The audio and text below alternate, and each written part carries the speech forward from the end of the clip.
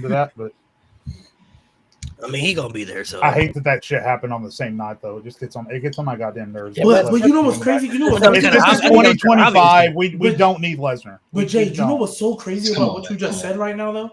Like, I know you hate that it happened on the same night, but I'm not gonna lie. I think a lot of people dead forgot Brock showed up. I think a lot of people, but I'm saying I think WWE did that on purpose. I think that they wanted people to. They didn't want social media to be a buzz about. Oh, look at Triple H bringing back this person. Let's look at the text messages that were leaked to remind ourselves of how much of a fucking dirtbag Brock Lesnar is. Now everyone's talking about AJ Lee, which to their credit, it worked. It worked like Flynn, but I don't know. Regardless of the even if you set aside the heinous story and accusations of Brock Lesnar's involvement with Janelle Grant, and God knows who else, because if it happened to one person, it probably happened to somebody else that just hasn't come forward yet. Even if you set all of that aside, it's 2025. We've gotten the best out of Brock Lesnar that we're ever going to get. I didn't care to see him against John Cena. I mean, John Cena versus Brock Lesnar has been a spectacle in the past, but they've never had great matches. And that's just not what I'm looking for in John Cena's last year. And then to bring him back on the same night as AJ Lee for the reasons that they did it, and Triple H can gaslight us all he wants. We know why he did it on the same night. I mean, come on, give me a fucking break. So yeah, WWE was smart because the story this weekend and the story this week has been AJ Lee, not Brock Lesnar. I'm just of the opinion that even if the story wasn't what it was, we don't need Brock Lesnar in 2025. We've moved past him. Yeah, I just don't care anything at all. Yeah, I definitely agree with you on that. Like, that's like, because I remember the night he came back, I think for sure was more so shocked than anything. Mm-hmm. I think once the shock, it's like, because we've been like, dang, well, so much for the Gunther match, so much for like that, man, and so I feel like it was more shock than anything. But then once that shock wore off, we're like, bruh, what are we doing? Okay, you got your moment. What are we doing? You know what I mean? So I definitely agree with you on that. Yeah. As far as AJ Lee goes, I feel like, oh my gosh, sorry, I just saw something. I feel like when it comes to AJ Lee, because and I said it in my video, I feel like a lot of it was wishful thinking over the years. Like, for sure, last Rumble, it was like, bro, if y'all don't bring her back now, like, when are you gonna do it? You know what I mean? So I think with her, finally the timing kind of lined up. I low-key think this had been a plan since the end of Mania, when they knew they were going to go with Seth and, bring Becky eventually into the fold. I think all of that's been kind of, lined up. We just, obviously, you never know until you get there, right? But I think all of that's been kind of lined up. But I kind of want to go a different route with this because I'm not gonna lie, even though it's not on the same level, clearly, she doesn't have the world title. She's not doing, 2,000-day reigns and stuff. I'm not gonna lie, everybody keep coming back for Becky. I know what I was about to say. I know what you're gonna say. And everybody keep coming back for Becky. Yeah. And she got a mid-card title right now. Everybody keep coming back for this woman. Like, the Trish then came back for Becky. Nikki Bella then came back for Becky because she was in the Rumble, and then we didn't see her till when? Until she started doing the Becky program. Now, in one of the biggest stories WWE is telling today, I mean, you AJ could say Lee then came back. You can say the same thing for Seth. I mean, look at Cody Rhodes. Cody Rhodes came back whenever it was Seth, and then you also have CM Punk came back whenever Seth. Now it's AJ Lee came back whenever it was Seth.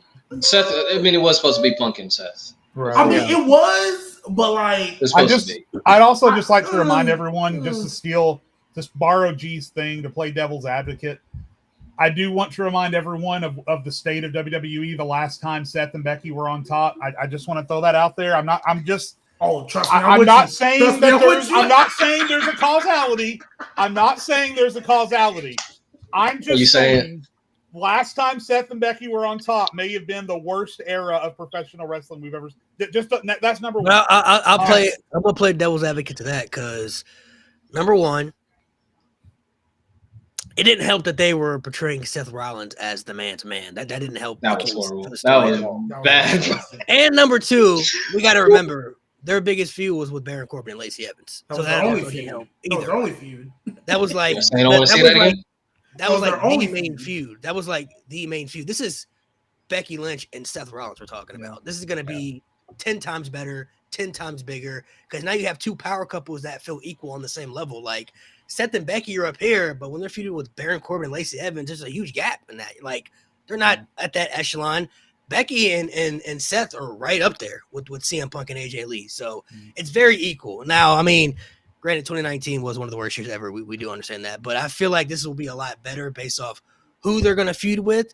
And Seth's character and Becky's character are a lot different now. Like, I don't see Seth portraying the man's man anymore. It didn't work as baby faces. It all feels very familiar because Seth and Becky are champions and Brock Lesnar's interrupting title matches. It's starting to feel very, very 2019 is all I'm saying. That's all I'm saying. No, I mean, it's all fun and games still. Yeah, it's all fun and games. It's all fun and games. It's all fun and games till Bronson Reed tsunamis AJ. So. I don't know about that. Yeah. I'm not gonna lie. That's crazy. Hey, man. I feel like AJ will be like. I think so too. But she is like 95 pounds soaking wet.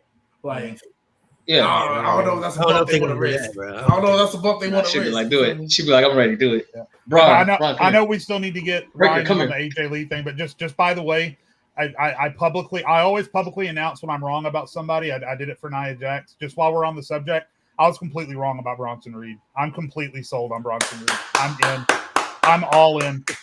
He sold me. He sold me. Shula Fala, Tribal Thief. But not only that, he went into again. I'm sorry. I'm getting this off track. But the fact that he went into a match with Roman Reigns. And that match could have been terrible. Let's face it. We all love Roman, but that match could have been terrible. And it was phenomenal. It was great. So, yeah, I'm sold. I'm sold on Bronson.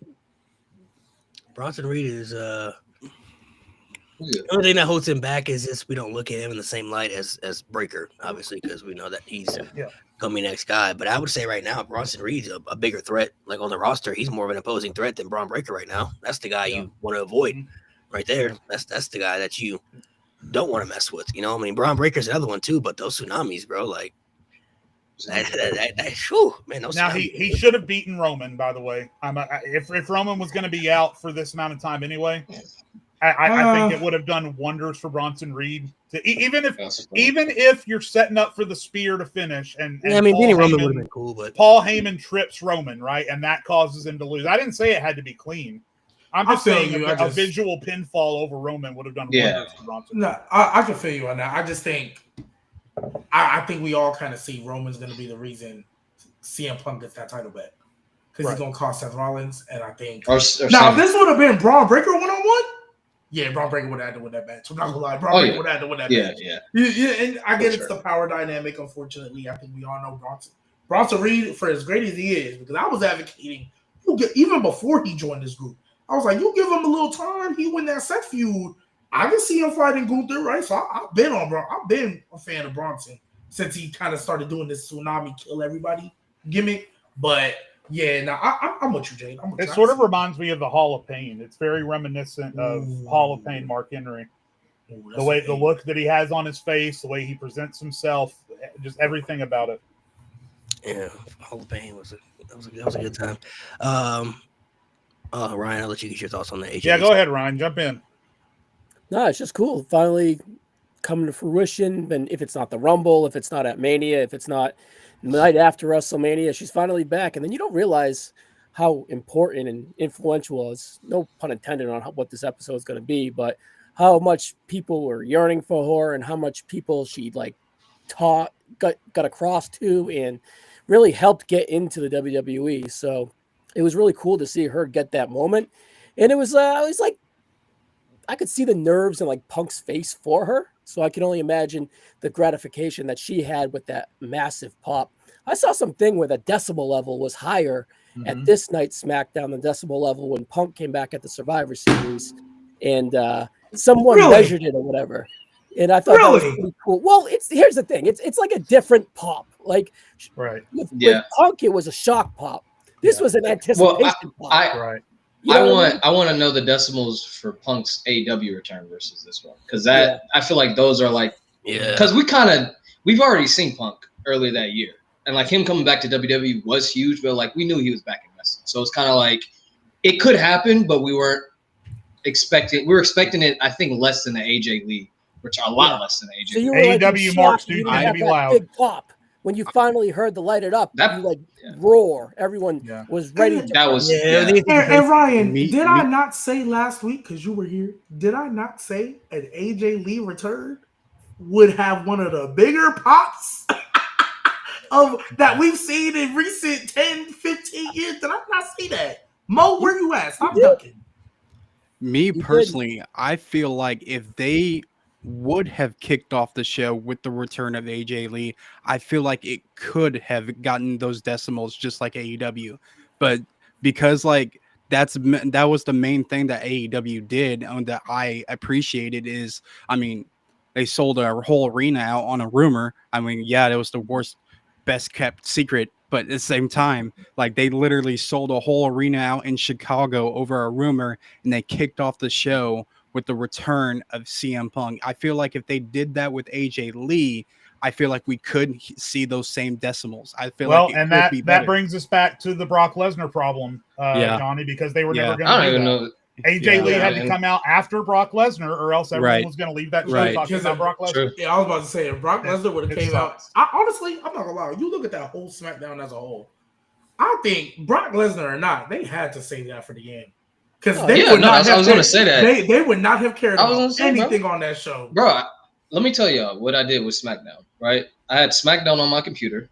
I pressed mute, and then I was watching YouTube until 9:45. I said, okay, this seems about time. I saw Seth Rollins' managed interest. I said, this is perfect time. I did not watch a single thing on SmackDown until I saw Seth Rollins come out, and only because I knew AJ Lee was coming out, not because of Seth Rollins.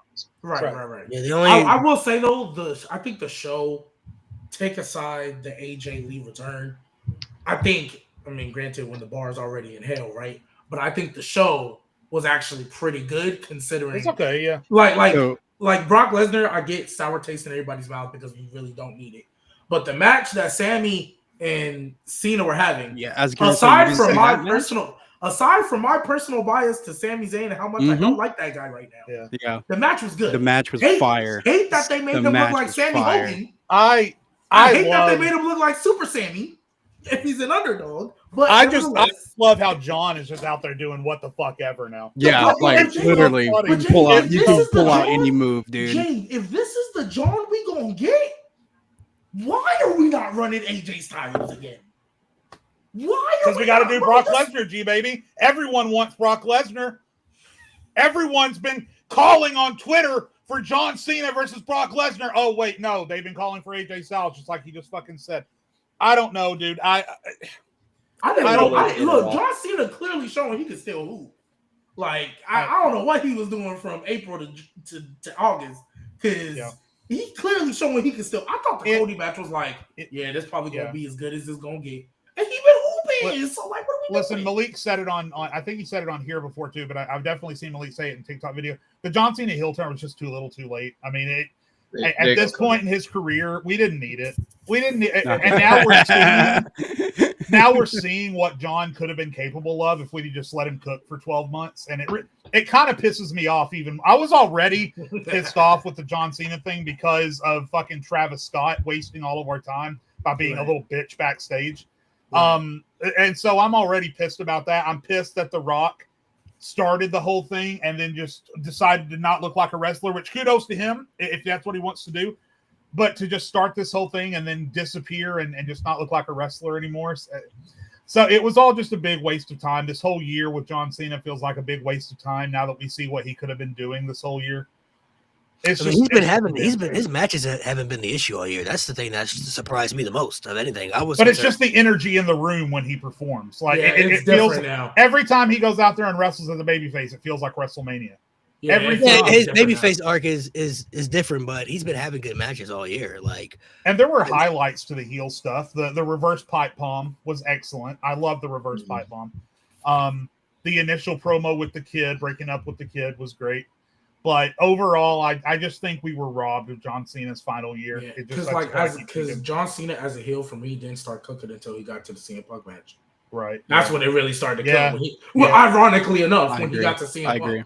Like, even though the Randy Orton stuff was cool and like we got the truth, you know what I mean? Truth is another matter entirely. Don't get me started on yeah. I mean, how? So let me ask this genuine question: how much are y'all actually watching SmackDown? I understand if you're not watching it at all. Yeah. Honestly, Truth still has that character. Right now, I just want to make that clear. Yeah, no, Truth, I know. I watch SmackDown on repeat on YouTube because I don't have I was using my parents' dish login, but after their house burned down, they don't have it anymore, so now I can't use it anymore. So I just watch YouTube highlights. But yeah, I know that's my I'm live. I could spend this whole show talking about Brock Lesnar and R-Truth. Just don't let me. I can't. Okay, I can't do it today. I'm sorry, Jade. I won't do it. I can't do it. I'm sorry. I'm live every Friday on Big YouTube. No fraud, Triple H. Sorry. I watch it frequently, even though I do know that it is very, very slow, and the buildup is just not there. But thank God it's a 2-hour show. That's all I gotta say. SmackDown was 3 hours. When it was 3 hours. Yeah. Oh, it would be brutal. I was watching it when it was 3 hours, and I skipped that last hour entirely. I couldn't. That shit was brutal. It was pretty rough. That's why I DVR. But this fast forward through commercials. Me personally, fast forward through the first 15 minutes of a match. Fast forward through commercials. What's the finish? What's the angle? That's what I. You might as well just watch the YouTube clips, brother. What the hell? I got DVR. Might as well. What Raw and SmackDown desperately need right now, in my opinion, is a draft. Because Raw needs some of SmackDown's tag teams, and SmackDown needs some of Raw's women's star power. All the big women's stars are on Raw. All the good tag teams are on SmackDown, and it makes the shows incredibly imbalanced. They need to do a draft and get some of that talent mixed in. No, they did. They did the portal. You don't remember the portal? the NIL transfer portal, man. That portal leads directly to my SmackDown. How you think Sammy on SmackDown? How you think Sammy on SmackDown? Sammy on SmackDown doesn't fix the problems and he's a little late. SmackDown needs women's star power. Raw needs tag teams. Sammy doesn't solve either of those problems. Jay, you want to play devil's advocate, to actually do my gimmick, right? Yeah. You know what's gonna happen when they do the draft? You know what's gonna happen, Jay? You about to piss me off, G? What? All they're gonna do is move 5 tag teams to Raw and move 4 women to SmackDown and not fix the problem. That's all they're gonna do. They're gonna say, We're gonna get Alpha Academy versus LW on SmackDown. Hey, you know what they're gonna do? They're gonna move EO to SmackDown in the first round and then move Rhea Ripley in the third. Yeah. Crazy is like we just think of like what's the most laziest way that we can think of that WWE would do, and then they do much worse. That's the crazy thing. Hey, you know what they should do? Unless you're a champion, everybody should just flip sides. That's crazy. You work Mondays and you work Fridays. Just flip the whole lot. NXT. Now we got new challengers. NXT swaps with Evolve. Let's go. Obafemi's going to Evolve. No, that's terrible. Oh, hey. Obafemi in front of like 10 people involved. And then they're gonna call up. And then they're gonna call up 5 NXT people and not give them nothing to do. Yep. And then they're gonna rehire Baron Corbin, and Baron Corbin's gonna go on the run of his life, and they're gonna release him again. Hey, but at least Kiana James is on TV.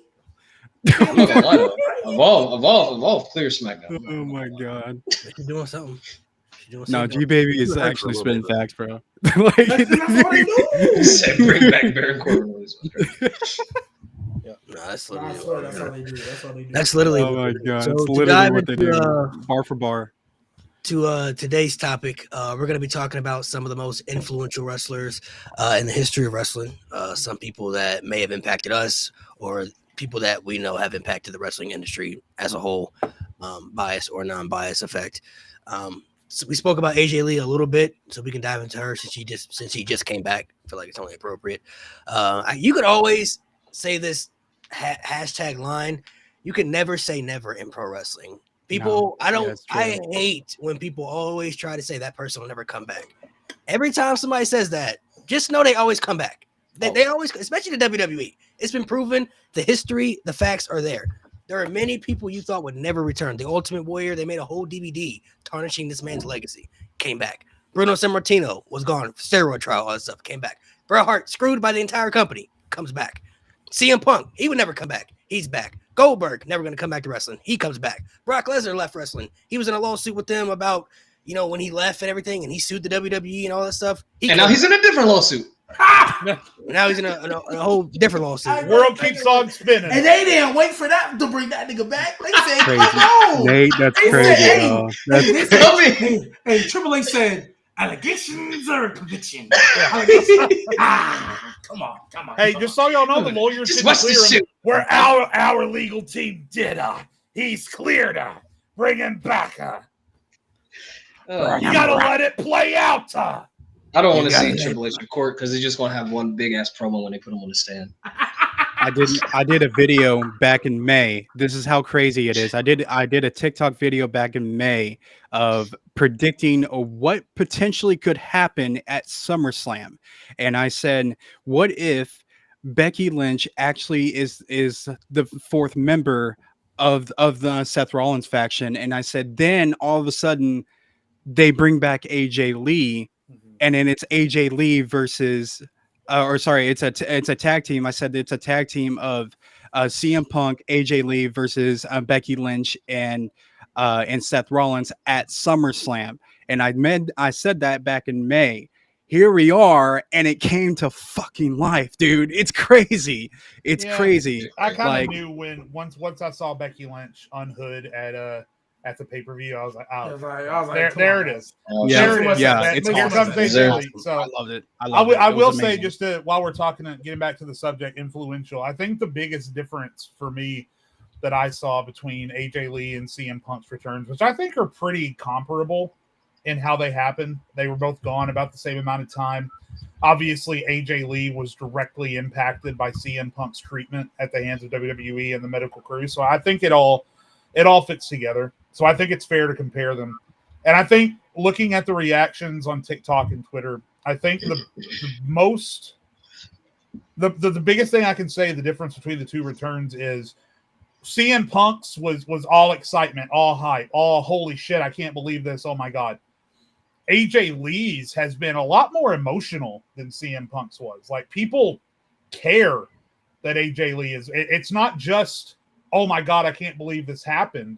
It means something to them, which I didn't expect. Like, I didn't know that AJ Lee had this impact. Like, I knew that wrestlers thought a great deal of her. I've seen Becky Lynch talk about her and things like that in the past. So I know that professional wrestlers think a great deal of AJ Lee, but the emotion that I've seen, and not just women, the men too, that I've seen come from people in response to AJ Lee's return is something I didn't expect. But that's the biggest difference to me. And that's how obviously it's inarguable how much of an impact AJ Lee has had on the business. And I didn't even know about that impact, but she's impacted the performers because they talk about her all the time and how great she was and how important she was.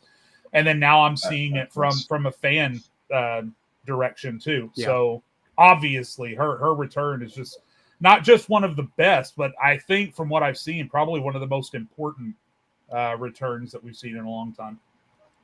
I mean, she left right before that women's evolution took off. So there was always curiosity there. Like, how good can she really be in this modern era when women's wrestling has evolved so much? Because she comes from the Divas era where they were limited with matches, promos, and everything. And she was somebody, even though she's from the Divas era, she never really felt like an actual diva attached to WWE. She was ahead of her time. Yeah, she was having storylines with the. She was the best one on the roster, in my opinion. She was having storylines with the guys. You know, she was somebody that stood out differently with their character arc. Like, she felt different than everybody else. So she made herself stand out, which was very important. But the two biggest of the Divas era, probably popularity-wise and influential to women, are probably Nikki Bella and AJ Lee from that time frame, who had impact on people, you know, within that time frame in that era, like just in that particular time. So, you know, AJ Lee's return's always been curious because, like, I want to see what she can do. I want to see AJ versus Rhea, AJ versus Bianca. I want to see AJ versus, Bailey, like all these people that we could possibly get. I want to see what she can really do in the good era of women's wrestling where they can actually go out there and have good matches and tell good stories opposed to having 4-minute matches on TV and you may get an 8-minute match on pay-per-view and you got to hurry up or your time will get cut. Because, I don't want to play. I'm not playing devil's advocate, but G always brings it up all the time. We talk about like someone like Natalya, or when you used to talk about Bret Hart, it's kind of like Kareem, like were you just good because you were playing with plumbers, or are you actually good? Like, are you actually a hooper? Like when it comes to you being with other hoopers, and I think AJ can hang in there with, obviously on the mic, but in the ring, I think she can, but she's got a lot to prove on this run. She's got a lot. Right. Well, because her character or promo, I'm not concerned about her character or promo. It's just the match. That's gonna be fun. Right. When that bell ring though, that's what I want. Well, because here's the thing, Nate. Because I've said this before, maybe not in recent time, but when it comes to AJ Lee, yes, she left right before they went to the Paige, Becky, and Sasha. Now she was gone right before. Literally months. But if we remember. You know what? I mean, to me, I won't speak for nobody else. I don't think the reason they brought them up is because Nikki Bella and that whole team, it was just unbearable to me, right? There might have been good moments in there, but that was unbearable. That it was horrific. I feel like I think, and even though we can say what we want about her now, Paige to an extent as well, but more so, I know, Nate, I know. But AJ Lee, more specifically, AJ Lee to me was the cause of this woman's evolution. She just left right before they actually decided to do something with it. Wasn't she the one that wrote the initial tweet? All facts, no printer. What'd you say, Ryan? They'll give Divas a chance.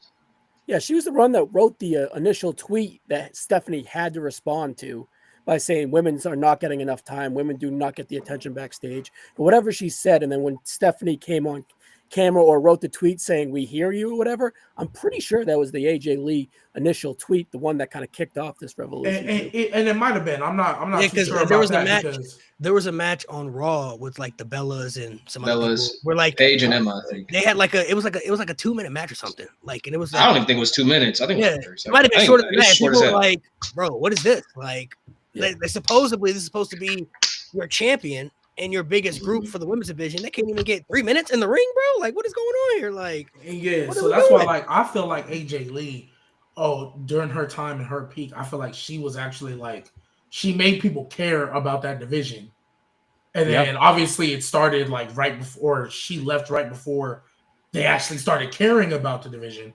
But to me, AJ Lee was always like that catalyst to where it was like, okay, a women's division is something we can care about now. And then we get the Paiges, the Beckys, the Charlottes, and then obviously eventually we know what NXT becomes, the Baileys and the Alexa. I mean, because if you think about it, all the top women, right?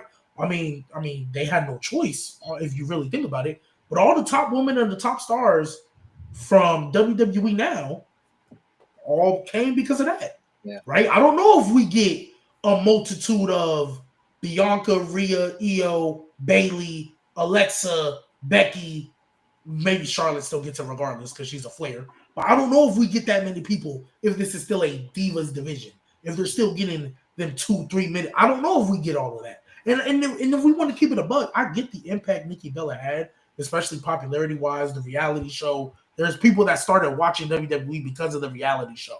I get that. I will never take that away. But again, that run when she was on top was not good. Like, I remember it being a lot of bad, and it was kind of like, this women's evolution is happening because they have to, not because they want to. Like, that's how I'll give Nikki credit, though, when they actually start bringing those women. She was cooking. She had some good matches for sure. I'm not going to say she, like, didn't. I'll put it like this. Nikki Bella held her own to an extent. Like, she held her own for her. She just needed more. Although her and Becky Lynch, I don't know if I've ever seen two wrestlers have less chemistry than they have in the ring together. Nikki and Becky need to stay far away from each other because when they're in the ring together, it's not good. Hey, and I will say this just to add on to it. It's because we talk about influential. Hey, Nikki Bella she got the popularity, but ain't nobody up here said, "Oh yeah, I want to see a Nikki Bella feud in 2025." No. But AJ, she was good for her time. Yeah, she was good for her time. But AJ, I'm not gonna lie, I want her. I need that Roxanne match. I need that Roxanne. We've been waiting match. for 10 years. I want to see what she can do with Io. We've seen Nikki Bella come back and leave before, so we've kind of seen her work with some of these women. Like we haven't seen AJ Lee work with anybody in this besides Nikki Bella, people who have been in that era. But like we've never seen her and Bailey, Roxanne, Charlotte, any of the. She had a match with Bailey. And the scary thing is about AJ Lee, if I was a woman in that division, if you look at the WWE archetype and the business model, look at the ages of all of their world champions right now. Pushing 40, if not 40. Every single one of them. We got niggas pushing 40 who've been feuding all year. Yeah, so since January. But my point is that's the business model. And it's not like AJ Lee left when she was 38 and coming back close to 50. She's only 38. Like she could win multiple world championships. So she looks so great. So AJ Lee does not change multiple world championships just in this run alone. And so the only drawback, and this isn't, obviously this one drawback doesn't outweigh all the positives. I think it's best for business that AJ Lee is back. But the only drawback I will say to this is that we're already seeing people like Julia, for example, the U.S. champion, not on TV at all. Talented wrestlers like Candice she LeRae defended against being managers. Michin. That just happened. It was Michin? It was Michin. The person every U.S. champion faces? Yeah. Even the women's champion, Tiffany Stratton, can't seem to have solid TV time right now. So AJ Lee being back is just going to make that problem worse. We're probably going to see some cuts coming up in the next year because of that. It's going to be a flex, beneficial and non-beneficial. I know. It's a balance. But there's certain people who come back like, I'm not really concerned about AJ Lee's spot coming back because I feel there's certain people that you just know have different value. Like when Becky Lynch comes back, she's never not going to be used. You know what I mean? Like she's gonna be on TV. I think she's come back. She's been on every pay-per-view besides maybe one. You know what I mean? Like she's somebody when she comes back, I'm not really worried. Like, oh yeah, they're not coming. They're gonna find something to do for her. You know what I mean? Like she's not just gonna come back just to be sitting around. I feel like AJ Lee. I feel like AJ Lee is the same situation, especially with the way they've been using Punk too. Like Punk's been in a very good position with WWE since. And Punk's going to be the world champion soon. I know that. I mean, I'm not blind to that. I get that. That's the goal. Julia, Julia specifically. You know what Julia and Stephanie remind me of? Julia and Stephanie remind me of Braun Breaker and Carmelo Hayes. And it's just not working out for Julia for whatever reason. The same way. Immediately, as soon as they came up, it was immediately apparent that Carmelo was just not on the same level as Braun for whatever reason. I think it's the language barrier for Julia, in my opinion. That's why they. Well, if it is, that's bullshit. Yeah, I don't even think that's true. I think more so for me, it was when Julia got hurt. All her momentum went down. And Stephanie just took off. Yeah, I think Stephanie just took off. Right. She just took off immediately. The language thing, because for me, she speaks better English than Io, and Io get bigger positions than her. So I don't really think it's a language thing. You know Word, this Io whole gimmick, and it worked. Yeah. But you could all to go to Jade's point. You could always feel different people's vibes in NXT because even though Melo was treated as a star, we always felt Braun Breaker was still even though he never. Braun never beat Melo in NXT and all, but even when they came up, you still just felt like he's still going to be the guy though. Like you just never felt that was going to be Carmelo's position. When Julia and Stephanie were in NXT, I was always like, I think they're going to do more with Stephanie than Julia. I just feel like she has more of a presence that WWE is looking at. I think it was events that specifically changed that. For Carmelo and Braun, it was when they flipped their characters. So what? Braun turned heel and Carmelo went babyface. I was like, ooh. Braun, okay, I'm with you now. Melo, this babyface gimmick ain't really working. I think because remember, I think the only reason they had the Stephanie Julia match was because Julia was hurt and she was going to be out for a minute. So like, hey, get through this match, and that's why she was going for however long she was. I think if Julia doesn't get hurt, I mean, she beat Roxanne. They clearly had plans for her. She's the one that beat Roxanne. So I think it's specific events that are hurting it, and I think they're trying with Julia, but It's you know also what it is SmackDown. too. If Julie was on Raw, I think she'd be featured more. But it's we don't talk about this enough either. I know we're getting way off topic here, but as it pertains to AJ Lee's impact on everything else, we'll get back to that in a second. But I need to get this thought out because I feel like we don't talk about it enough, and that is social media for the past 2 or 3 years has had a huge impact on who gets pushed versus who doesn't. Like the We Want Cody movement is a prime example.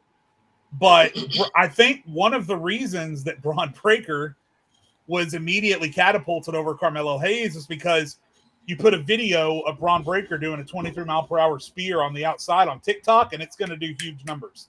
Carmelo doesn't have a move like that. We already know Stephanie Vicaire is already pulling huge numbers on TikTok for reasons that have nothing to do with wrestling, and more power to her. I'm not judging her for that. But Julia isn't doing that. And Rhea Ripley she owes all of her success, all of it, except for maybe this much, on her success on social media. If she doesn't get as big on social media as she did, she's nowhere near as big of a star as she is. And so there's an aspect of that too, is that's part of the business now. Is you have to know how to. That's one of the reasons Logan Paul worked out as well as he did, is because Logan Paul knows how to milk social media. He knows what's going to go viral. He knows what works. He knows what's going to pull numbers. And for people like Stephanie and Rhea and Braun who have figured that out, more power to them. So yeah, people like Julia and Carmelo need to figure that out too. You know who figured that method out back in the day and got punished for it? Zack Ryder. Oh yeah. Ryder. Oh yeah. He figured that shit out 10 years ago, over 10 years ago. Influential.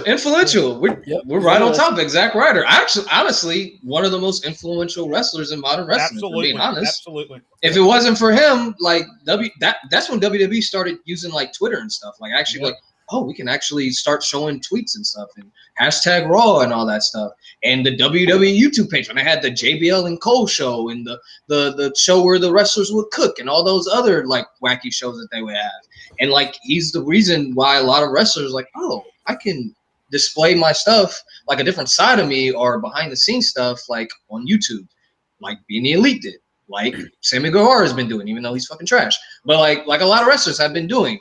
So, and there's a lot of wrestlers on social media right now who are using social media, like whether it be like behind the scenes stuff, or they have like little series that they do, like Bianca Belair, like she would during WrestleMania, I was seeing her stuff with like the lead up to Rhea Ripley and the heel stuff. She would just basically break everything down. Like wrestlers utilize social media a lot to show either a different side of them or like to really put their gimmick out there. And Zack Ryder was really the first person to do all that, and he got punished for it. That's an awesome shout. Yeah, you're absolutely right. Yeah.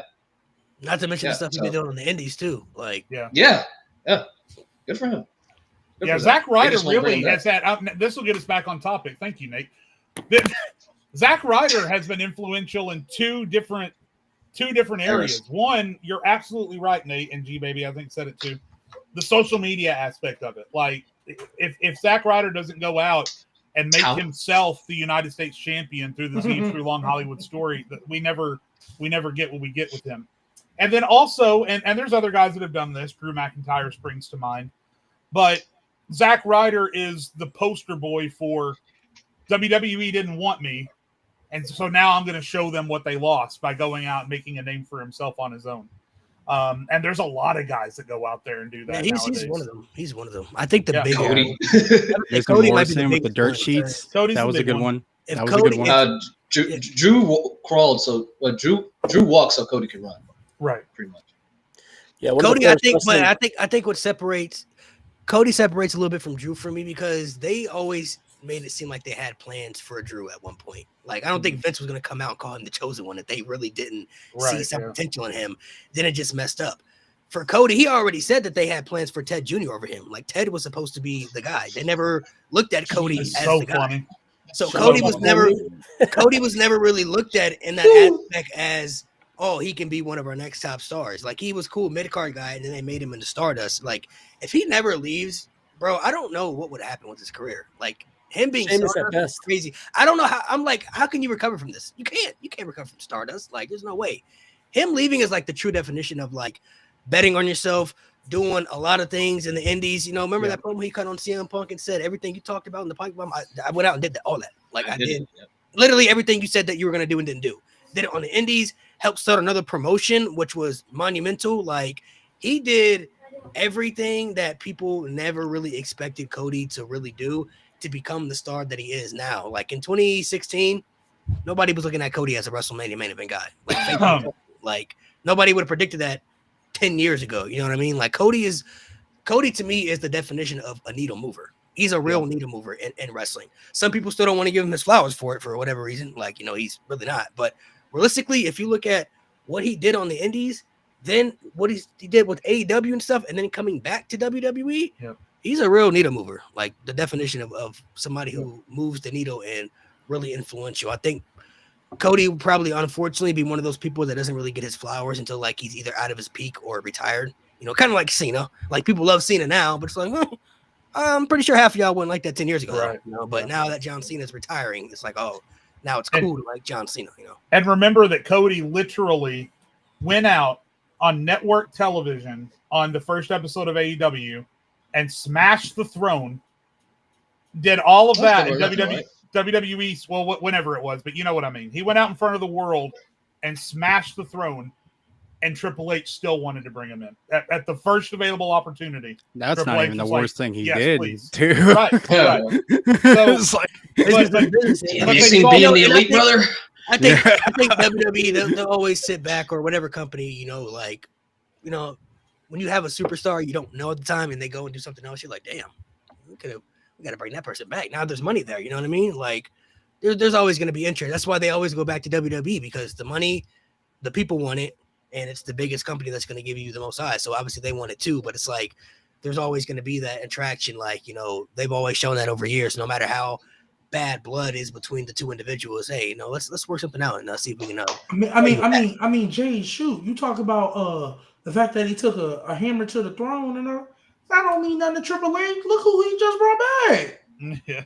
That clearly don't mean nothing to that, man. Come on, everybody can come home. Yeah. Lawsuit don't matter. Smashing the throne. Home. Yeah, that means nothing. It's a welcoming home in WWE. Everybody gets the only way you would never be able to come back, you would have to do something like Chris Benoit at level. Like it'd be true. To be like that yeah, level. true. Like, I agree. It would have to be on that level of that where it's like we can never bring you back. Like other than that, anybody could always come back. I'm convinced. They have brought people back so many times that legitimately look at Brock Lesnar. You thought it was like you thought it was like impossible. Like no way that person can come back. I just think remember CM Punk.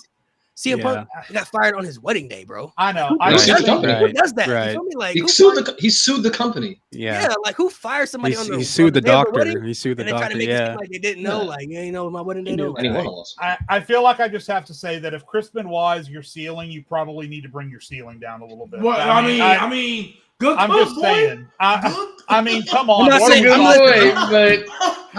saying. What are we talking about here? I mean, and again, this isn't on you guys. I'm just addressing. I'm not saying you're wrong, but in the corporate world, they don't care about stuff like that. They only care about the money. It's been shown, so it doesn't matter what we say at the end of the day. Yeah, I mean, here's the thing. They're going to do what they want to do at the end. Yeah. No matter what, because they still know people are going to watch. 10 years ago, I probably would have been off the rails, absurdly shit my pants surprised that they brought back Brock Lesnar even after everything that happened. In the world that we live in, the state of the world and what billionaires and politicians think of women, I'm not surprised by it. It just, I don't know. All I can say is it doesn't feel right. It doesn't feel right at all. It's just disappointing. Like that's a good word for it. Yeah, I talked about it up here before. I was never shocked they brought Lesnar back because I literally saw interviews where Triple H never disclosed that he could never come back. So I don't know if people didn't see those interviews, but he literally never said Brock can never come back. He said if Brock wants to come back whenever he wants to, the door is always open. That's literally what he always said. Like he said it like on a few occasions. So when he said that, I'm like, okay, well, he's not really saying he's banned from the company, so I don't know if that like means something. I don't know what that meant, but it's like he never said like, nah, he can never come back. No, we don't talk about him. Because if it really was that bad, like to the level they would mention him. You know what I mean? They would tell people, hey, don't talk about him. Can't mention his name. when Paul Heyman comes out and talks about the streak, he wouldn't even mention Brock. He would just say the streak got conquered or something. You know what I mean? Like he wouldn't even mention that name. Kind of like the Chris Benoit stuff. Like once all that stuff happened, don't talk about him anymore. Don't mention him. Pretend like he doesn't exist. You know, remember when the WWE Network was a thing? And like if you wanted to go back and watch WrestleMania 20, it wouldn't even say Chris Benoit's name. It would say WrestleMania main event triple threat. Wouldn't even say Triple H versus Shawn Michaels versus Chris Benoit. It would just say. Didn't they also post content warnings before any show featuring Chris Benoit? Yeah, I think like warning, like stuff like that. So, I agree. Too. I agree with you that if that's your ceiling, then that's pretty bad, especially in this era. But that's just, I'm saying from WWE's perspective, that's their ceiling. To bring it back to the conversation, and I'll just say this once because I hate talking about this guy for obvious reasons. Chris Benoit, when I was a child, not right now, when I was a child, Chris Benoit was my freaking idol, man. I loved Chris Benoit. Same. And quite frankly, he's dope. He should be in these conversations because there are countless guys who maybe would never admit it, but they base their style off of what Chris Benoit did in the ring. Yeah. But he did what he did, and in my opinion, I mean, you can't. His actions. I would say his actions are influential, but the repercussions of his actions actually are influential to keep the theme going. Because what he did, WWE, you're right. Yeah, that's a good point. Did they banned the chair shots, the wellness checks, and everything? They went PG. So not him directly, but like his actions and the ripples that it sent. The situation was very influential. So I don't think people started talking about CT after the Chris until Benoit, right? So with that kind of like shout out Chris Nowinski. With that kind of like when you put it in that perspective, I'm not gonna lie. Like if this is what we consider like the reason that like, hey, this is why we went PG, this is why we did all that. I'm not gonna lie. Why do if that's the lens we looking at it, why do so many people complain that they went PG? Clearly it was for a reason. Right. Clearly, it's not what they grew up on, you know. Yeah, people didn't. It's not what they grew up on. Yeah. But I guess my logic. I get everybody ain't gonna think like that, but I guess my logic is it's not like they just went PG based on what we talk about. It's not like they just went PG because it's like, you know, why not? It's clearly for a reason. Yeah, like that's how Ryan, they had no choice. Ryan and Johnny, how old are you guys? 30. 39. So me, Ryan, and Johnny are gonna have a little because I'm 35, so we're gonna have a little bit different perspective. I mean, you guys probably remember as young adults when everything it was like the freaking world stood still. When and the world stood still twice. It stood still once when they stood in the middle of the ring and did the tribute to Chris Benoit, and then it stood still again once CNN broke the very next day. That not only was he dead, but his family was dead. The very next day. Like I remember that impacted everybody at school, everybody at work. Everybody was talking about. I remember staying up super late because it came on at 4:00 in the morning for the news, and there was an interview that CNN did with Vince McMahon, and they were blaming him, and saying that it's your fault. Why did you pay tribute to a bad person like that? And I'm like, dude, are you serious right now? I know. I'm glad Vince said what I was thinking, and he said we're a live show. We thought that we would do what was right. So what we heard was Chris and his family are tragically passed away. So we thought what we do was right, was do a tribute show, and all for Chris and his family. And of course, they didn't know the news until Tuesday. It's just like, dude, I thought that was crazy because like the craziest thing. This was before dirt sheets and all that stuff. At least I was still a kid at the time, so I remember. I found out live as it happened, turning on the Raw, seeing Chris Benoit. Like I'm like, what? Really? Like then Vince standing in the ring. No fans, like there's nothing there. I'm like, bro, what is going on? Keep in mind too, like before this, they were doing the Vince McMahon storyline of Vince dying the week before. The week before. Yeah. So it's just like that all changed in like a week. Like Vince got blown up in the limo, and then the next literally how Paul London got fired because he smiled because he was walking. Like Vince McMahon was walking and he just broke character, so he got fired for it. It's like, bro. And a lot of people I think a lot of younger people have this idea that the Chris Benoit situation happened, a lifetime ago. But I mean, Chris Benoit was supposed to wrestle CM Punk the night that he didn't show up to work. And that's get the ECW championship. That's how recently it was. It was literally. It's still technically less than 20 years ago that all this stuff happened. Yeah. So when we're talking about influence on the business, obviously that situation taught WWE a lot of valuable lessons. And a lot of people who look back at the PG era with a curled up nose to everything that it was and everything that it stood for. If you had really been paying attention to the wrestling space at that time, if you had lived through it, if you were old enough to be cognizant of everything that was going on, you would have a different perspective on the PG era and how absolutely necessary it was for WWE. Because if they don't, the PR ramifications for WWE would have been awful if they had not changed up what they were doing. If the news came out that professional wrestler Chris Benoit murdered his family because he had the brain of an 80-year-old Alzheimer's patient after a career in professional wrestling, and then you keep turning into professional wrestling and seeing the things that you were seeing on a week-by-week basis at that time, the PR nightmare that would have followed for WWE, I don't know if they could have survived it.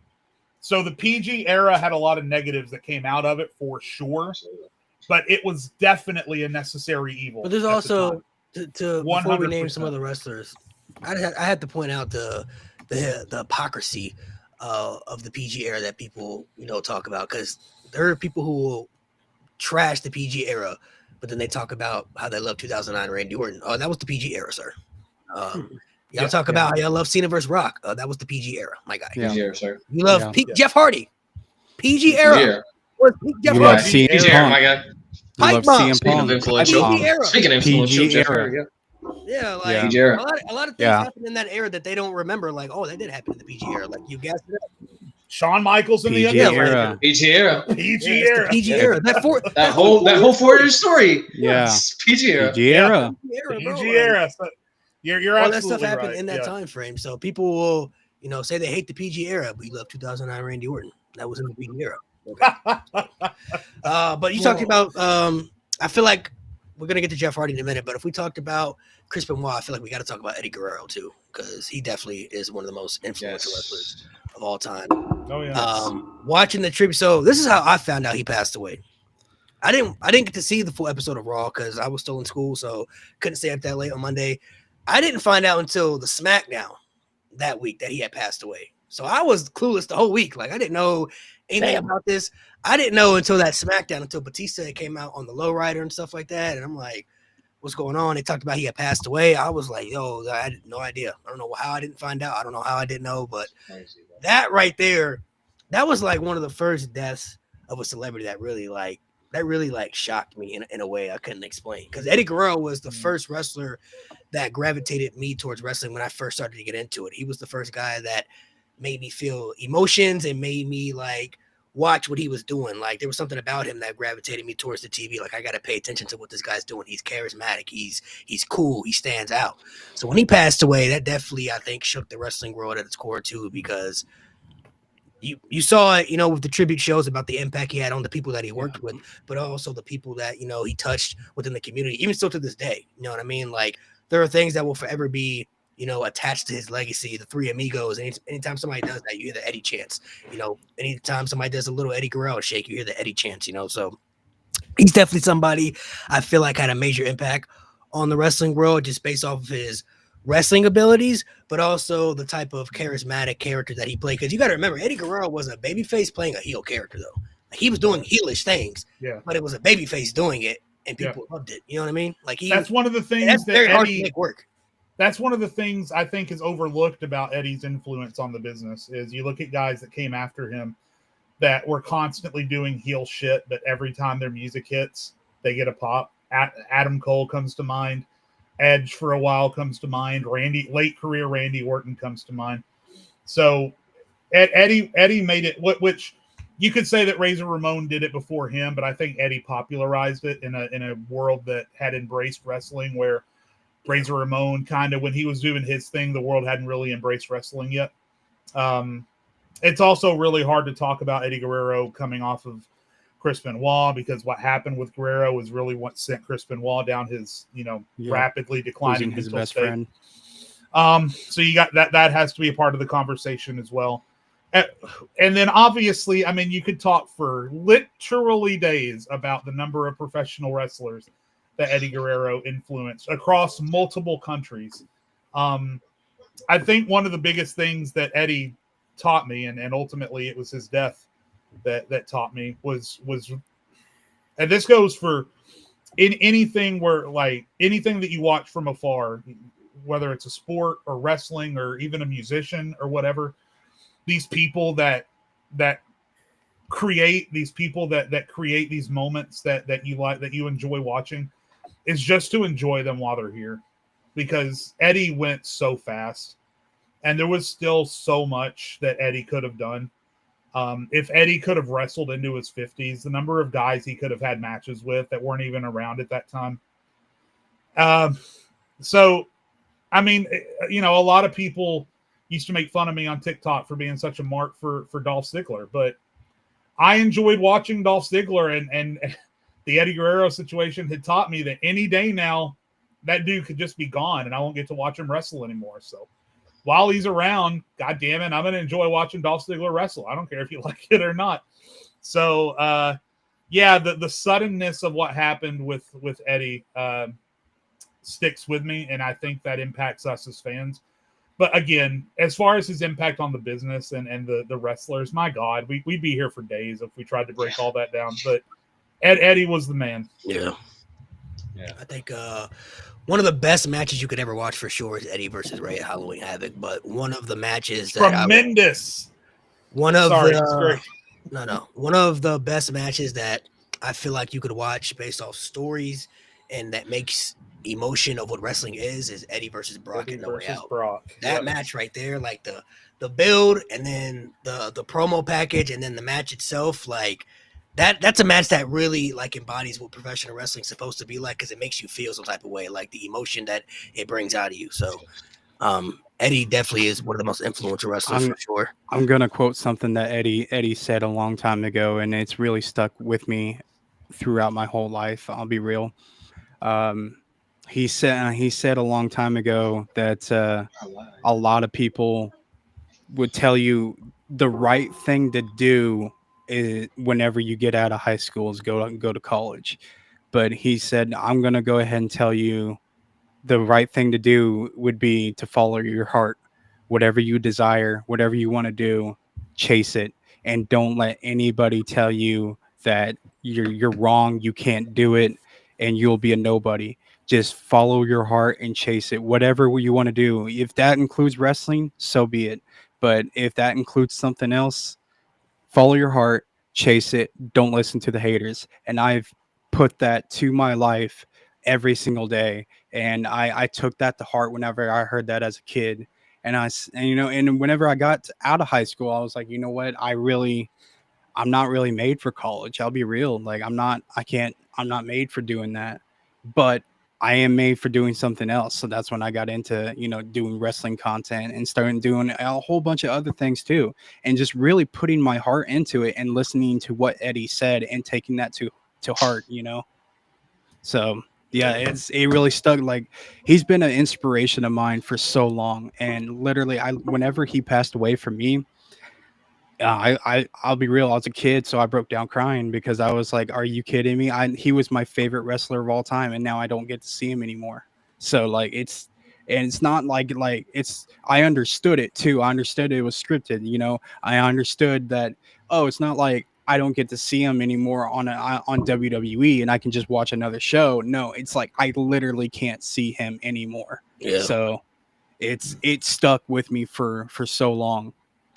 One guy I want to ask you guys about, I'm going to go to Ryan here and Jay, because you guys kind of lived through this era, but Steve Austin, Stone Cold Steve Austin, watching the Attitude Era live in real time in the flesh, For people who may not have watched it in real time or weren't there like real and live in real action, describe what influence maybe Austin had on the wrestling world that you could see. I don't know if you guys knew it at the time, like how big he was and how popular his movement was going to be, even still now to this day. But describe for people who may not have been around during that time what it was like to watch Stone Cold Steve Austin in real time. I've talked enough, Ryan. You go first. I'll follow up. All right, right. So late 90s, Jerry Springer, in your face. Pop culture is a lot different. It's more like kind of fuck you in a way. It's very non-PC. It's kind of the complete opposite of now. So in your face, eat shit is kind of how the vibe is. And Stone Cold, black trunk, black boots, black vest, white writing. It's very simple, but it's very in your face. His attitude just shined. His charisma was unique, where it was of the times, like I just mentioned. And it was simple, but it was just what we were yearning for, right? You're coming out of the plumber, TJ Hopper, you're coming out of the friggin' Well Done, you're coming out of the New Generation era where it's all silly nonsense. Kane was a dentist, right? So it's just a bunch of things that are thrown against the wall, and then they throw the most simplest thing at the wall that they didn't even intend to throw at the wall, right? Triple H gets hurt. Or no, Triple H has the bullshit excuse. Austin has this underground movement. He's still the ringmaster in the way, but he has this underswell movement. Shawn likes having matches with him on house shows. He organically gets over, and then he hits the Austin 316 because Michael Hayes tells him that, oh, Jake just is going to the hospital or whatever. What's going on? Jake is back as a reborn Christian. Austin 316. It's all written in history, right? He just catches that line. It's lightning in a bottle. And he breaks his neck. The Hart Foundation is anti-America. And low-key, without us even knowing, like I mentioned, America's a bunch of assholes. And Stone Cold is presented as an asshole on TV, and we gravitate to him. And it just takes off. It wasn't the plan, but it's what we needed at the time. The new gen was neon colors, and Stone Cold was black and white. And it was what we needed, and it was really what was kind of was there, and they ran with it, right? And then, of course, then it magnified even more with McMahon versus Austin, the corporation versus the little man, right, in a way, too. So it was just kind of perfect, and we didn't know what we needed until we got it. It's impossible to describe growing up as a wrestling fan in that era, because it's just you saw stuff that you don't see anymore, that you had never seen before, and that you have not seen since. 1998, 1999, I would have been in 3rd, 4th grade, and in a class of 22 kids, 12 boys, 8 of them had an Austin 316 shirt on. Yeah. And you just don't, as popular as guys like Jey Uso or Cody Rhodes might be, you're not going to walk into an American classroom and see 85% of kids in there with the same wrestling shirt. It just doesn't work like that. And I'll tell you, Malik, you asked if we recognized what we were seeing. I think the moment that stuck out for me, because my family was a WCW family. We watched Nitro every week for years. And then at one point, I remember my dad started flipping over to Raw during the commercial breaks, which he had never done before. And then at one point in my life, I remember he started flipping over to Raw when Nitro went on commercial. And he started sticking to Raw longer and longer and longer. And eventually, we just became a Raw family. But the first time that I remember seeing something that felt different to me was, and we all know it, the Mankind Stone Cold return pop. I mean, yeah, that's when I knew I was there. This is not just professional wrestling. This is not just entertainment. This is the best thing I've ever seen in my entire life. Because WCW fans, DDP got pops, Goldberg got huge pops, but they were kind of sit on your hands and scream as loud as you can type shit. When Austin's music would hit and people would just start literally jumping up and down in unison, waving their signs around, the loudest pops you've ever heard in your entire life. As a kid growing up watching Stone Cold, it is impossible to describe the feeling of freedom that he gave you, honestly. And as far as influence too, I mean, what we've learned was huge. What we've learned in modern day WWE is if you have a simple hand gesture you can get over, right? We got this. Undisputed Era, we had this, and Stone Cold, we had this, and I can't count how many times I got suspended after class because I was getting ready to say Stone Cold shirts was like one of the shirts that they because I didn't know the actually difference. allowed. I didn't know what that meant. All I know is I saw Stone Cold do this to Vince McMahon. So that's what I did.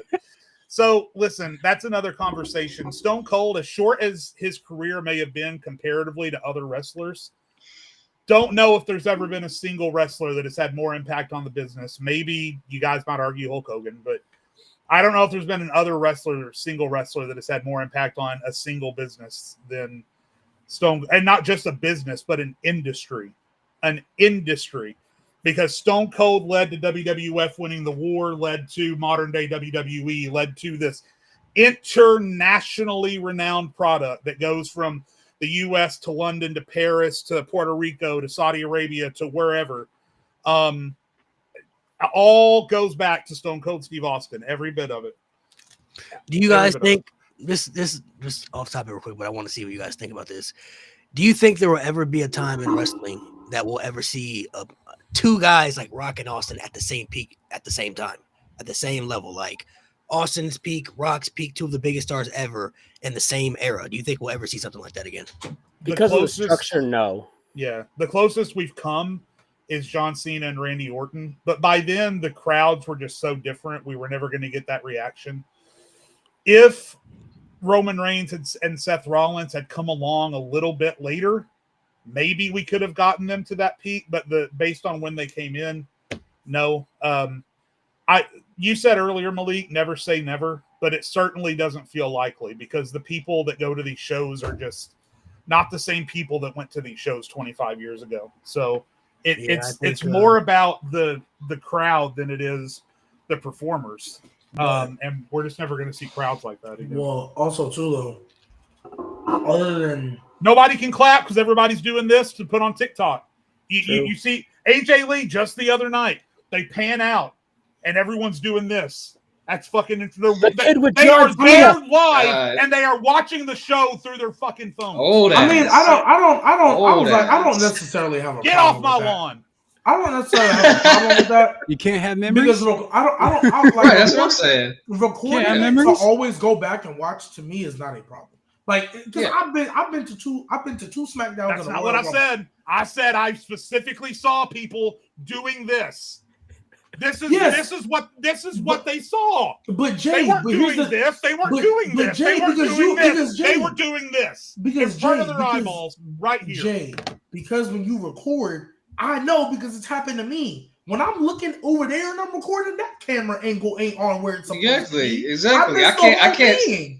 So I can't see. Look, Jay, I get it though because I'm not. This is why we'll never get it. This is why we'll never get Stone Cold and The Rock again. But because I don't think it's more important. It's because the younger generation and they iPhones and TikTok and Instagram reels and they dance for the camera. Plus they care about his dream. Back in my day, and all we had is our little Polaroids. And we take a picture and it come out. And we had to do it like this. And then we had to go to the store and we had to go to the damn thing and we had to wait for our pictures to get clear because they had to put the pictures in that damn room.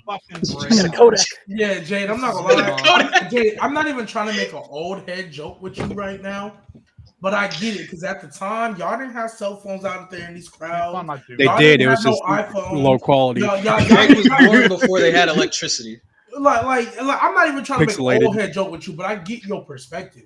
But my point is, just to go back to the original, because I don't think recording to save it, because I still go back and watch my Royal Rumble reaction. Chat agreeing with Jade, man. They on Jade's side. I mean, they can. That's fine. I'm not saying Jade is wrong. Gee, how would you like it? Hold on. How would you like it if I came onto the podcast and when my camera turned on, all you saw was this?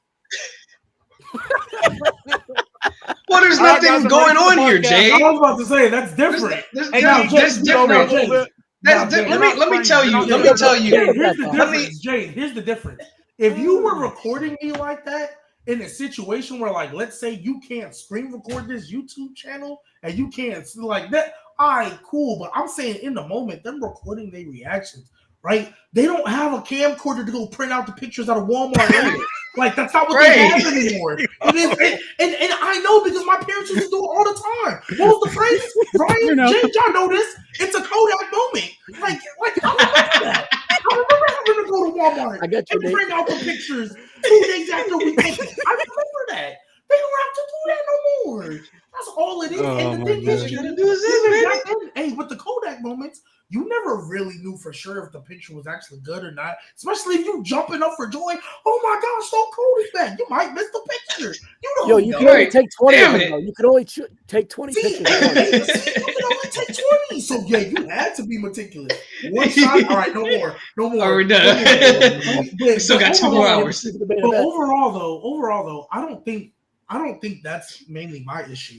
Because if you look back in WWE history, Stone Cold and The Rock is the only time you had 2 top stars at the same peak at the same time. And that level of popularity. You had the Hulk Hogan before that. After that, they tried it with Batista a little bit, but we know how that went. They tried it with Randy Orton a little bit. You know how that went. It was Cena. It was Hulk Hogan, Rock and Stone Cold, Cena, Roman. They've never really had a time. And as of now, they could have if they wanted to. It could have been CM Punk. They could have. But they didn't. That's Vince. We know how that go. Could have been CM Punk. I think it's more so because I just don't think they'll ever. I think Vince, when he had Stone Cold and The Rock, he was definitely backed against the wall, desperate, like because he was about to go out of business. Before that, ain't nobody was competing with WWF. Then after that, for sure, once they won the war, nobody was competing with the niggas. He just needed that one star. And John Cena, luckily for him, because he's one of the few people I believed it till he got older. He was in WWE every week straight for damn well over a decade. He didn't pull Hollywood until he got to his later years. I will always give him that credit. He didn't pull Hollywood until after his U.S. Open Challenge. For real. Mm-hmm. Like, he might have had a little spot, but a true Hollywood doing movies all the time, he wasn't doing that till after his U.S. Open title run, right? All I know is if we're talking about people with impact on the wrestling business, we got to talk about Steve Jobs, because these phones have great video quality. And the ability for me to go back when that show is over Jay, this is the most old head you've ever sounded ever. On a 10x10 screen when I could have been there experiencing it live. What's wrong with that? Steve What's Jobs wrong with that? I got my reaction. I got my genuine reaction to Jay Uso winning the Rumble in tears on this little device right here. I can go back and watch anytime I want. I can relive that moment anytime I want. Like for me, Jay, I'll just speak on my part. The Royal Rumble when Cody won, right, and that was the last Bray Wyatt match we got. That was the first show me or my little brothers had ever been to, right? I recorded every single entrant. I recorded my reaction. Some of them I was like, ugh. Dude, baby, I know Italian. I know that you're using them to hear, but I feel like your earbuds are blocking your hearing because I don't think you're hearing what I'm saying. When I went to the Royal Rumble in 2022, right, the 5th worst Rumble of all time, I know. I did too. You're not the only one. But when I went to Royal Rumble in 2022, I took highlight because at the time I was still active on TikTok. I'm not anymore, but I took video clips to put on TikTok, but when I was recording, the show was right here in front of me, and I just had my phone out here. And guess what? If the video didn't work out, who gives a shit? I'm here watching it live. Who cares? Some people. Let me jump in on that. If I'm putting it on TikTok, it better be right. Let me jump in on that. Hold on. Let Johnny go. All right. So whenever I was there, and I was in the nosebleeds up there, I couldn't see Jack literally squat because mainly, I don't know if WWE still does this, but they have a giant freaking spotlight right there in your eye. So everyone was chanting, "Turn the lights off." Yeah. And so it was really hard. So what do? We take the phones out. We did that zoom in. And we zoomed all the way in where we can actually see it. Also, another thing, whenever you were up there, they did not put anything on the Jumbotron. You couldn't see the match. You couldn't see anything. So we were literally using our phones to watch the whole entire match because you couldn't. It was so conversation. But I'm saying like he says he wants them to like at least watch. That's what I'm saying. Yeah, that's what I'm saying. With my own eyes. If you're using the Zoom feature to watch the show because you have terrible speed. Jay wants people to have those those police body cams. Listen, now Oh my gosh, yeah, this right here. You want us to wear a GoPro? Should we wear a GoPro? Little GoPro. The point was, Malik asked the question, will we ever see that again? And regardless of how popular any two stars ever are at any one point in time, no one's going to be jumping up and down out of their seats because no one wants to lose their goddamn Android. So, I mean, I'm just answering the question. I'm just answering the question. We're never going to get the same reactions that we did back then because everyone watching the show through their screens doesn't want to drop their phones. So you have people jump out their seat for re-recording. You can't even clap. How you going to clap? Even though people thank you. I scream. Like this with one hand. All you got to do is that. It's not that hard. Holding your phone and screaming. It's not that hard. Yeah. Jay, this is what I do. I do a little fist thing. Even though people were recording, Jay, you don't feel like they jumped out of their seats when AJ came back? You don't feel like they was jumping out their seat? The whole arena was screaming. Jumping out their seat. Jay thinks they was like. I think Jade is not hear that crowd. I think Jade is thinking like people want to get the reaction that he's feeling like they're just reacting like this, like staying still. Like Jay, that's not. See, when you know when us young people go to shows and we get excited, we have this thing called hands and have this thing called grip, and you can just grip your phone and hold it tight. And then something happens, you go, "Oh my god!" I can keep my phone in my hand. I don't know. I just wish I could pay $300 for a ticket and be happy watching it through this. That's all I'm saying. $300 is great. That's probably $500. What are we talking about? James, you know what I do? So when I take my phone, right, James, you know what I do? When I'm recording reactions, James, you know what I do? I record. I'm like, "Oh my gosh!" And then with my other hand, with my off hand, I hit the front screen twice. And then I record me. Oh my god! And then I hit it again twice. Yeah, I don't think you can't like. How self-obsessed have we become as a society? I mean, where being able to rewatch your reaction after the moment is over is more important. I'm not gonna lie, Jade. You can do both. I'm not gonna lie, Jade. It's 2025. That's literally social media. That's literally what most of WWE content is. Maybe that's why I quit. Maybe that's why I stopped posting the TikTok. I don't even post most of my reactions, to be honest. I just got them for myself, so I can just at a random time just relive that moment. You can do both though. You can still record your reaction and enjoy the moment. You can do that's both. why I don't do That's that. what I'm saying. What's wrong with doing both? Like you can't scream and record. Hey, I wait to get my clip. Right, hold on, Ryan. What do you think? I don't record my reaction. Jay getting jumped. Let Ryan talk. He's the OG. What do you think? So it's mostly mixed, right? I've been to quite a few WrestleManias, brought the kids or whatever. I've never recorded anything, but my wife records everything and she sends it to me. So it's like it's a system, right? She don't give a fuck. But I just feel like.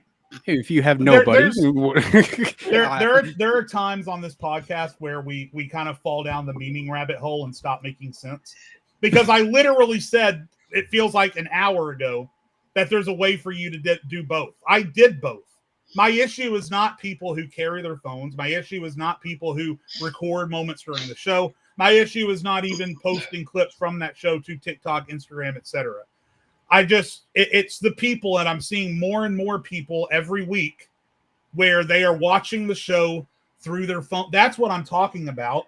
Hold the phone out here, hold it up here, strap it to your goddamn chest, get a GoPro for all I fucking care. It's just when you pay tickets. So hold on, you think people are watching the whole I think no, I think I know what he's like. I think I know what you're saying because I've seen clips of this. Are you talking about whenever people are there at the show and they're watching the live show on their phone? Are you talking about that? No, I'm talking about people that are just using your phone. He thinks there's people who will literally just have their phones out all the time, just like to be honest, Jay. Watching the show through their phone instead of just watching it like live there. I'm gonna be real with you. Those people probably aren't hardcore fans. They probably are very casual and don't really care. I think that's probably the bigger issue. Maybe not. Like, people, I think people who do this like this, what you're specifically talking about, are probably not that invested. Like they're probably gonna go home and not talk about the show at all. That was like just something. Yeah, now you will have something like leisure for them to do. Fans, we will do that for certain moments. Like if we feel like a big moment's coming up. Like when I went to the Royal Rumble, I had my phone out for the whole match because I didn't know what would happen. I need to get a moment. You have to. Yeah, I recorded it. Yeah, like you want to get that because every entrant you don't know. So like, of course, like you get somebody and it's like, oh, Finn Balor. I don't need to record that, But then like I did that. Yeah, next person could be Roman Reigns. You're like, oh my God, Roman. Like it's like so. There, you have to be ready for certain moments because you don't know what could happen at certain times. So it's like that's what we mean right there. That's how we are in the future right there. Someone said got to get the meta glasses. That's exactly what I mean. Like we're in the future now. This is crazy. So maybe it's you're pissing me off right it. now. Maybe it's a product of a product of a completely different problem, and it is a problem. No, yeah, I could understand like if you were at the Royal Rumble and like they had Becky Lynch versus Piper Niven, and somebody's like out there like this the whole time with the phone out. Like, what are you trying to? The sign caught on fire, so no one really cared about that match. The sign caught on fire, so no one cared about that. Well, what I was going to say is that maybe the problem is endemic of another problem that Nate brought up, and that is that most real wrestling fans can't afford the good seats anymore. So all the good wrestling fans are up in the fucking nosebleeds. That's. Maybe I think it's also about capture the moments. Like, can you imagine like back in? I know, but again, I feel like I'm beating. You can capture the moments without watching the show through your phone. Is what I'm saying. The show is happening in front of you. Why are you watching it on a 5x5 screen right here? It's just not gonna be the same, Jay. You saying you could put it over here, but if you locked in over here, your hand might twitch a little bit. You know what I'm saying? You gotta make sure you might be in front of somebody else. Right. What if somebody else right here? They're like, bro, Jay, I'll give you a final example of why I think holding it right here isn't a problem. Let's say you hold your phone right here and somebody big old sign pop up in front of your screen. Hey Nate, I know you know how annoying that is. Oh, I hate that. Yeah, put your sign down, bro. Nate, you know how many times I've been here? Nate, you know how many times I've been here? A sign will pop up and I miss a big move. I'm like, I gotta change my age. No, let me tell you, AW in Cincinnati wasn't even a sign. This nigga's hair. At this Carlito looking nigga, his hair, his afro was in my way. So I had to record everything like that. I could barely see myself. So I had to get my phone out and zoom out. You was at the music center, so them seats on the floor are terrible, bro. Yes, bro. And this nigga's and he had a WWE belt. Like, who brings a WWE belt front row to an AEW show? The same people who look at Jay, who bring an AEW jacket to a WWE show. I see it all the Jay's time. done. I see what Jay. I'm just happy to be back. Don't sit for a row. I see what Jay's saying though. Like, yeah, why would you have your phone out just to watch the show on your phone when you're there in person? That makes no sense. That would make no sense. Like, why are you watching it on like? If you can't see, you can Titantron right up there, bro. Like, that didn't make sense. But to get your reaction, I feel like it's a little bit different. You know what I mean? Like, those are memories. Those are things that you're gonna remember forever too. You know what I mean? So. I feel like I'm beating a dead horse, and that horse has had enough. So. Can we just change Jay's to the black? How you know it's not enough if it's dead? What else are we gonna talk about? G. Hey, well, I did want to bring up something. It's not really a specific wrestler, but I think we eventually gonna look back. Even though this time was absolutely horrible, it was horrible for a lot of different reasons. I feel like the pandemic. Oh yeah, was definitely like. I feel like it set the landscape for modern day. It was a pivot point. It was like more like it changed everything. It literally, honestly, if we really think about it, it literally changed everything WWE is. Literally changed everything WWE is. And you want to know who was a big influence in that and the change? We already know him. Yeah. That cinematic style WWE does now, all that storytelling they tell, that added layer of storytelling verbally in the ring, that guy made it popular. But he got it popping. There was nobody around. You gotta admit. Yeah, he's able to find himself, and there was nobody around to really. The crowds weren't there, so he had to tell the story himself. There was two good things. We don't get. Oh, I'm sorry. Two good things that came out of 2020, in my opinion. Roman Reigns with the Tribal Chief, the head of the table, and then Bray Wyatt. Now it was the Fiend gimmick. I feel like those are the two best things that came out. No, Bayley had the best run of her career during the pandemic. She did. Bayley was good. Bayley was good too. Yeah, Asuka had the best run of her career during the pandemic. The tag team division had a great run during the pandemic. And then there were matches, and I've said this on the show before. Did it? There were matches. I think so. There were matches that happened during the pandemic that would go down Bobby Roode and as Dolph Ziggler were champions. one of the greatest wrestling matches in history if it didn't happen during the pandemic. Daniel Bryan versus AJ Styles springs to mind. I think when we look back through rose-colored glasses, for sure, I think we're going to remember a lot of positives out of the Thunderdome that a lot of people probably don't think about right now because it's just too soon. Yeah, I think the Bloodline, obviously the Bloodline stuff. Yes. Bloodline, yeah. The Bloodline stuff starting the pandemic, not realizing where it was going to go later in years and years, but that definitely changed for like, I know that's where it gets overused a lot, but Roman Reigns at the peak of the Bloodline in general, that was the real definition of like aura. Like that shit was crazy. Like watching that in real time when they would come out together, the music, the feels, like that shit was real. The announcement, Samantha Irvin. Oh my god. Yeah, like you knew you was watching. Like this is a superstar.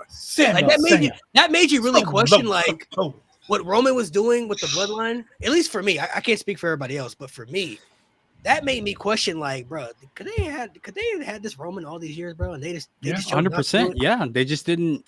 Like, could he have been this guy? I honestly think so. And they just chose not to do it. Like, this is crazy. Like, this Roman Reigns that I'm seeing right now, this could have happened in 2017, and y'all chose not to do it. This is wild. To be honest, though, I mean, Roman Reigns did, when he left because of his condition, but because of leukemia, no one blames Roman Reigns for leaving when he did. But when he came back, he had bulked up. He had the teeth work going on. He had gotten the tan. With the Roman Reigns that came back, was not the same Roman. That was almost a completely different dude. So honestly, I didn't even know it was Roman at first. Right, exactly. So I don't know if the tribal chief could have worked with. We don't know that. I mean, he was still wearing them green eye contacts. He was still wearing them. I'm looking at it from a talent perspective, like just him as an individual, as a talent. Well, actually, I had the credentials. Well, I don't think. Well, actually, you know what I think really like that we don't talk about enough. That like I don't think it would have worked. I think he could have been a good heel in 2017 when he beat the Undertaker. If he would have just turned heel that night, could have. I've said that before. Right. I'm with you, Jade. But as far as this level of tribal chief character that we got, you know what? I'm surprised it doesn't get talked about enough. The one thing that Ball and Fraud actually did help him with when he went to go do that movie, Hobbs and Shaw, and he got that acting coach, and he was able to kind of see all that. I think Roman Reigns himself credited him able to do all this because he got that acting coach and was able to really buy into that. That Hobbs and Shaw movie that he got to like be a feature in for a little bit. When he got that acting coach and saw how The Rock did his stuff, because I mean, we could say whatever we want about The Rock. The Rock, I mean, you could say he's playing himself, but he keep making money from it. So at the end of the day, if it ain't broke, don't fix it, right? And he got to be around, and he got to be around other actors as well too, and seeing their preparation. And he actually had to prepare for a movie role, even though he really ain't do much. He had to still prepare for a movie role and like, hey, this is the reason we're doing this. This is what we want to see. This is what we want to convey. That to me did way more for him because he couldn't have came back as a heel, still saying suffering succotash. No, he couldn't. I will say, there's an alternate timeline out there somewhere that I wish I could be a part of, where everything with Roman Reigns and The Undertaker happens exactly the same, even the promo. But when he comes out and he gets booed for 10 minutes, and then he says, "This is my yard now," right before he does that, he puts on the Ula Fala and says, "This is my yard now," and then we get Tribal Chief Roman after that. I think that probably could have worked. He didn't have the confidence then that he got in the pandemic. Right. No, but I'm with you, though, Jay. I'm with you, Joe. That when he beat the Undertaker, right, that should have been for sure. He'll turn immediately.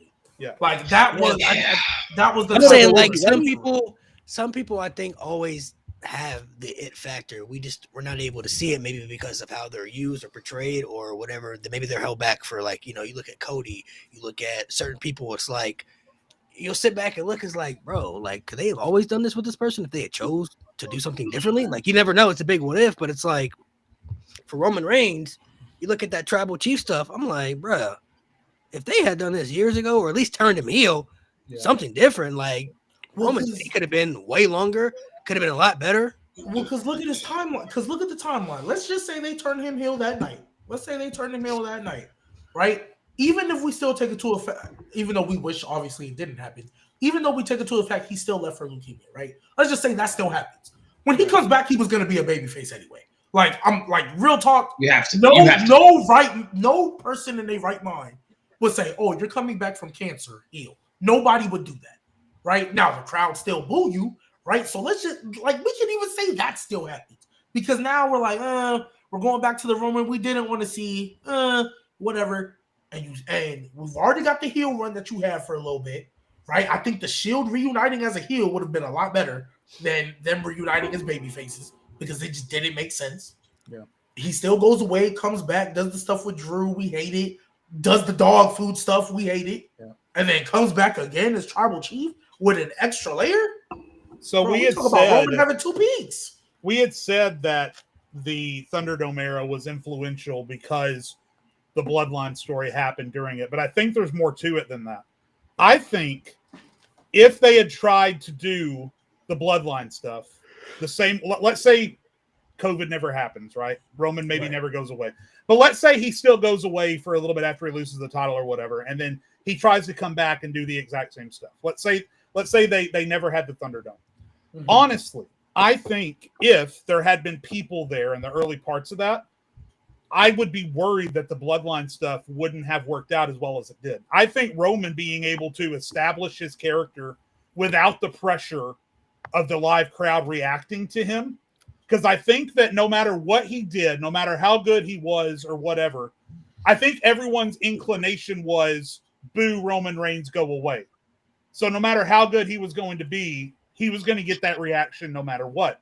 But the crowd went away for a long time. And then we were kind of at home, and we were kind of forced to reevaluate Roman Reigns as a performer and as a character and as a wrestler without the pressure to be there live and boo him just because that's what we do because we're assholes and we're WWE fans, right?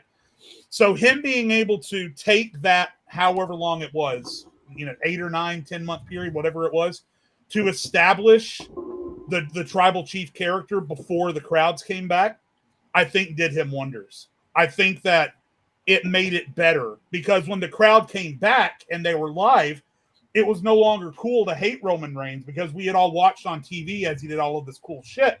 So now the inclination is, boo, Roman Reigns, you dastardly heel, but somewhere inside we're like, oh my God, I love you. You're doing so great, right?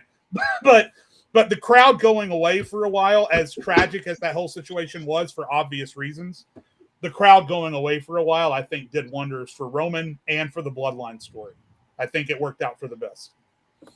Well, Roman was able to slow down, and most importantly, we haven't really talked about was Paul Heyman was by his side, and Paul Heyman was by his side backstage. Right. And Paul Heyman works best when he amplifies what you were doing well. He finds it, and he just makes you throw it down your throat. And what, honestly, low-key, is the biggest thing that Roman did when he started getting over in the pandemic was talking shit in the ring. Yeah. There was no crowd. There was none of that. So that was another layer of connection that he would get to us, was talking shit to Jey Uso. And honestly, that's where Jey Uso started getting a lot of the sympathy, too, as well, was Roman belittling him within those matches, beating him down and killing him. Gaslighting him. And physically. So, he was instrumental of getting them over. Was that? I'm sorry, John. I'm sorry, John. Yeah, can I ask, by the way, can we just go around the table and talk about our favorite Roman away from the mic moments? Because I have one. Mine's tied for number one. 1A is when he's got Edge in the chokehold and he says, "I'm gonna hurt this man. My arm is extra big." And then after he lays out the Miz and he's coming down the ramp. This is my ring. This is my camera. This is my show. The 1A and 1B. Those are my two favorites. For me, when I think of, because we talk about how like Roman was able to slow down and his talking mess out the ring, like you almost felt like I'm gonna bring it to the answer that you had, Jade, in a second. But when Jey Uso won that gauntlet, because it's like, okay, first match, weird, but let's see how they do this. And he's all excited. Yeah, I get to face Roman. And Roman's like, yeah. And then Jay turned around and he just, that's the first time I'm like, oh shit, this nigga finna die. Like, oh my God. Yo, Jay, you don't know what you about to be in for. Don't do it. Oh my God. It's like the mannerisms, like every little detail, right? Yeah. Like I don't give a damn what the tribal chief say. Oh my god! Just Roman's face was like. I was like, oh shit. The tribal chief wants peace. I mean, I don't give a damn what the tribal chief said.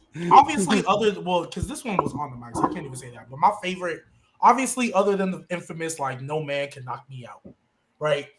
Man, the fact that he was able, and this one I knew, okay, that acting coach, this finna be a different Roman. When he cried on command, bro. When he cried on command with Jay there. Because the whole time I'm watching, I'm like, no way they just turned the back face immediately. Like, is Roman crying for real?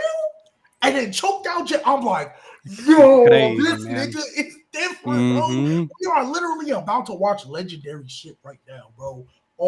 Him crying on command. Yeah. That was, to me, that is the greatest character action that Roman Reigns has ever done in his life. Yeah. The fact that he was able to cry on command. And then after he win, he wiping a tear out his eye, all slug, like, yeah, nigga. Yeah, nigga. You know what I mean? Yeah, you know what time I'm like, wow, this man is crazy. Yeah, bro. That moment right there, that Hell in a Cell match, I was like, yeah, nah. To me, Hell in a Cell, I quit match. To me, I think it's when he was have like a verbal joust with Rollins, and Rollins said something, and then he was like, no pop. No pop. Yeah, no pop. Exactly, no pop. He was like, let's talk about little brother Seth Rollins. Exactly. No pop. Exactly. No pop.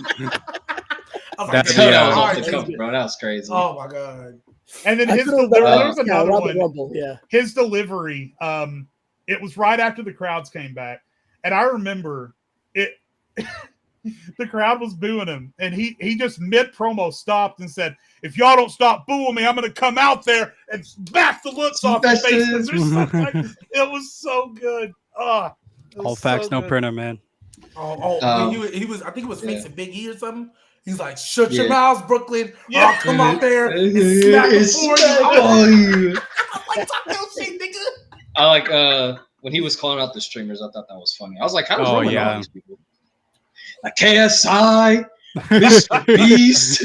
I don't care who it is. And then the other one, I like. It's not off promo. It's to Mike when Jay had to acknowledge him. And Roman's he's like, "I hate you, man. I hate you." And Roman's like, "I love you." I was like, "Nah." I love you. He's like, "When are you gonna do this to me, man?" Another one. It was low hanging fruit. It was low hanging fruit, but his delivery was excellent. It was that big promo battle with John Cena, where he was like, "It's missionary every night." And then he's like, "And that may be good enough for you, but it wasn't good enough. Wasn't good enough. Oh, so good. Oh man, it's like missionary milk. All facts, no printer. I'm not lying. Even though he didn't say all nothing, facts, no printer. The most aura thing he ever did. Nowadays, the young kids that I coach and teach, they call it aura forming. But when he caught that Mike Brock Lesnar through, didn't move a muscle. Oh, dude! I was like, yo. What the fuck is this nigga on, bro? Like, come on, bro. How can you hate this man? How can you hate this man, bro? And then winked at him afterwards. I was like, yeah, the wink. Oh my gosh, the wink is what sold it. I was like, yeah, this man to go. I'm not gonna lie. Somebody put him as number one. I can't even hate on you for it, because this shit is So everybody can go your own individual answer. If there's a wrestler that you felt impacted you, or one that you want to give credit and shine to that we haven't spoke about. Want me to start? Yeah, go ahead, Ron. All right, I have a little list, but I thought Roddy Piper was very influential throughout. I believe he's the first one to have a stand-up show, Piper's Pit. He ushered in a new way to get heat, and that was through your mouth, right? And honestly, look, he refused to lose, so he never got pinned in like 7 years until he faced Bret Hart. So that is a way to kind of be influential as well. Another one being Hall and Nash with guaranteed contracts. You talk about aura and being cool, going back, looking at WCW and NWO stuff. That's on Match Untouched levels that you were just talking about with Roman for 15 minutes. They had that in WCW all the way, every day. Punk and Danielson influence with the indie wrestlers, changing the style in WWE. Once the Shield kind of came in, there was like a new hyper-paced free-flowing way to wrestle in the WWE, and that was ushered a little bit before with Bryan and Punk. Look to their 2012 feud or whatever. And plus, those are big indie stars that made it in the WWE for the first time. Orton, in a way, too, as well. A guy that was homegrown, built from within the WWE, being an example for someone in the PC, so to speak, to go out there and have a 20-year career being built from the ground up in the WWE. Superstar Billy Graham, tie-dye, Hogan ripped off his whole gimmick.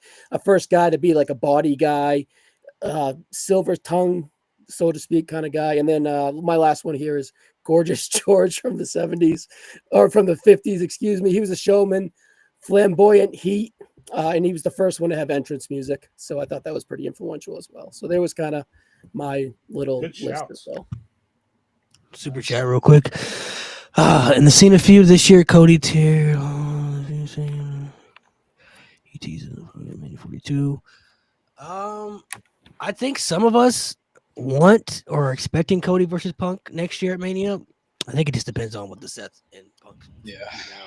It also depends on whether or not they're going to turn Cody heel, because Cody's the heel no matter what you do. If you do Cody versus Punk, Cody's the heel. You think so? Really? Yeah, I think so. Think Cody is more long-term money as a baby than Punk would be long-term money. It could go either way, in my opinion. But my point is, no one's going to boo CM Punk. No one's going to boo CM Punk at this point in his career. They're not. So, just go face versus face in my way. I don't know if I'd like that I don't know if I'd like that as a story perspective, but I don't know. We'll see.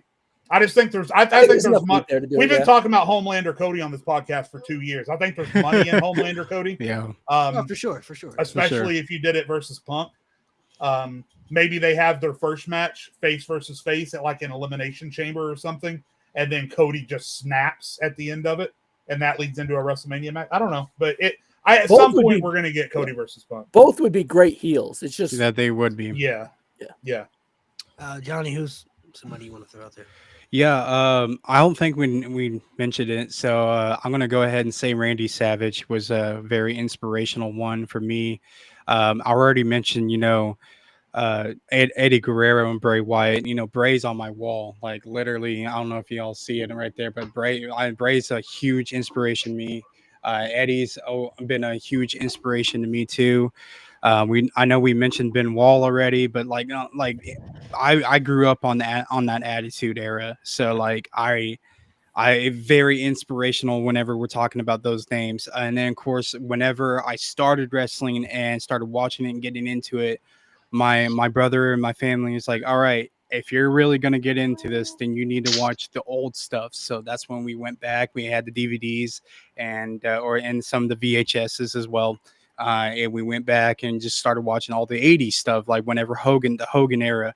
And I think their mission was just trying to get me on Hogan. And I wasn't like feeling Hogan as much. I was more feeling, I was just more feeling, Randy Savage. And I was like, I love what Randy was doing, and I love his impactful on the kids, and I love all of that. So, and I'm still a fan to this day of Randy Savage. And so I've always grew up, me personally, as a Randy Savage guy. So definitely want to give him a shout out on because I don't think we've mentioned him. There's a lot of other guys too. I mean, we're talking CM Punk. I grew up on CM Punk as well. I remember whenever he debuted in ECW, it was crazy. I've been literally followed his career again. Same with Cody. I followed literally remembered watching that debut on TV before Legacy. And I'm just like, dude, this is crazy. And now we're seeing this. There's a lot of names that I can easily go down, but if we're talking legendaries, I have to talk Randy Savage. Definitely. No doubt. Nate, one name for me that hasn't been brought up yet was sorry. Yeah, we can go to Nate. Me? Someone who I think has been influential. Someone who's personally been influential to me for obvious reasons. Jey Uso, obviously. Just being able to watch his rise in real time and duplicate some of the things that I saw on the screen and put that into my videos. That was a very, very special time. Just again, you see where he started when I started it in 2022 around November, and then to when I did my last episode in 2025 earlier this year, like just the wave of momentum that he caught and just how over he was. The big reason why those videos did so well because his guy was over. Everybody loved himself some Jey Uso. Type in YouTube Jey Uso. That's going to be It's an important guy. He's a top guy, and he really helped. Without Jey Uso and his popularity, those videos wouldn't have done as well. I wouldn't have the following that I have today. So that is a guy who personally has been influential to me. Probably the most influential, like on me personally in my content. So. I mean, for me personally, the guy that kept me watching wrestling when I didn't really want to watch it anymore, it's Dolph Ziggler. That's a good pick. Nick Nemeth. I think Dolph Ziggler, he suffered because of injuries. He suffered because he wrestled at the same time as John Cena, Randy Orton, Brock Lesnar, et cetera, et cetera. But Dolph Ziggler, I could never stop watching wrestling because honestly, I felt like I was letting Dolph down if I stopped watching. So just personally, Dolph Ziggler. One old school guy that hasn't had a shout yet is Ricky the Dragon Steamboat, because during a time when wrestling was all about flash, panache, flair, the entrances, the music, the boas, everything like that, Steamboat just made it okay just to be a really good professional wrestler. Just go out there and kick ass in the ring and get your respect that way. And he painted the way for a lot of guys. Names that are obvious, like I don't want chat to think we're leaving people out. There are names that don't need to be said. Shawn, Taker, Cena. Right. I mean, the list goes on and on for guys that don't need to be said. We're just trying to shine some light on guys. I think one guy that deserves a lot of respect, and he's been dealing with his own health issues lately, is DDP.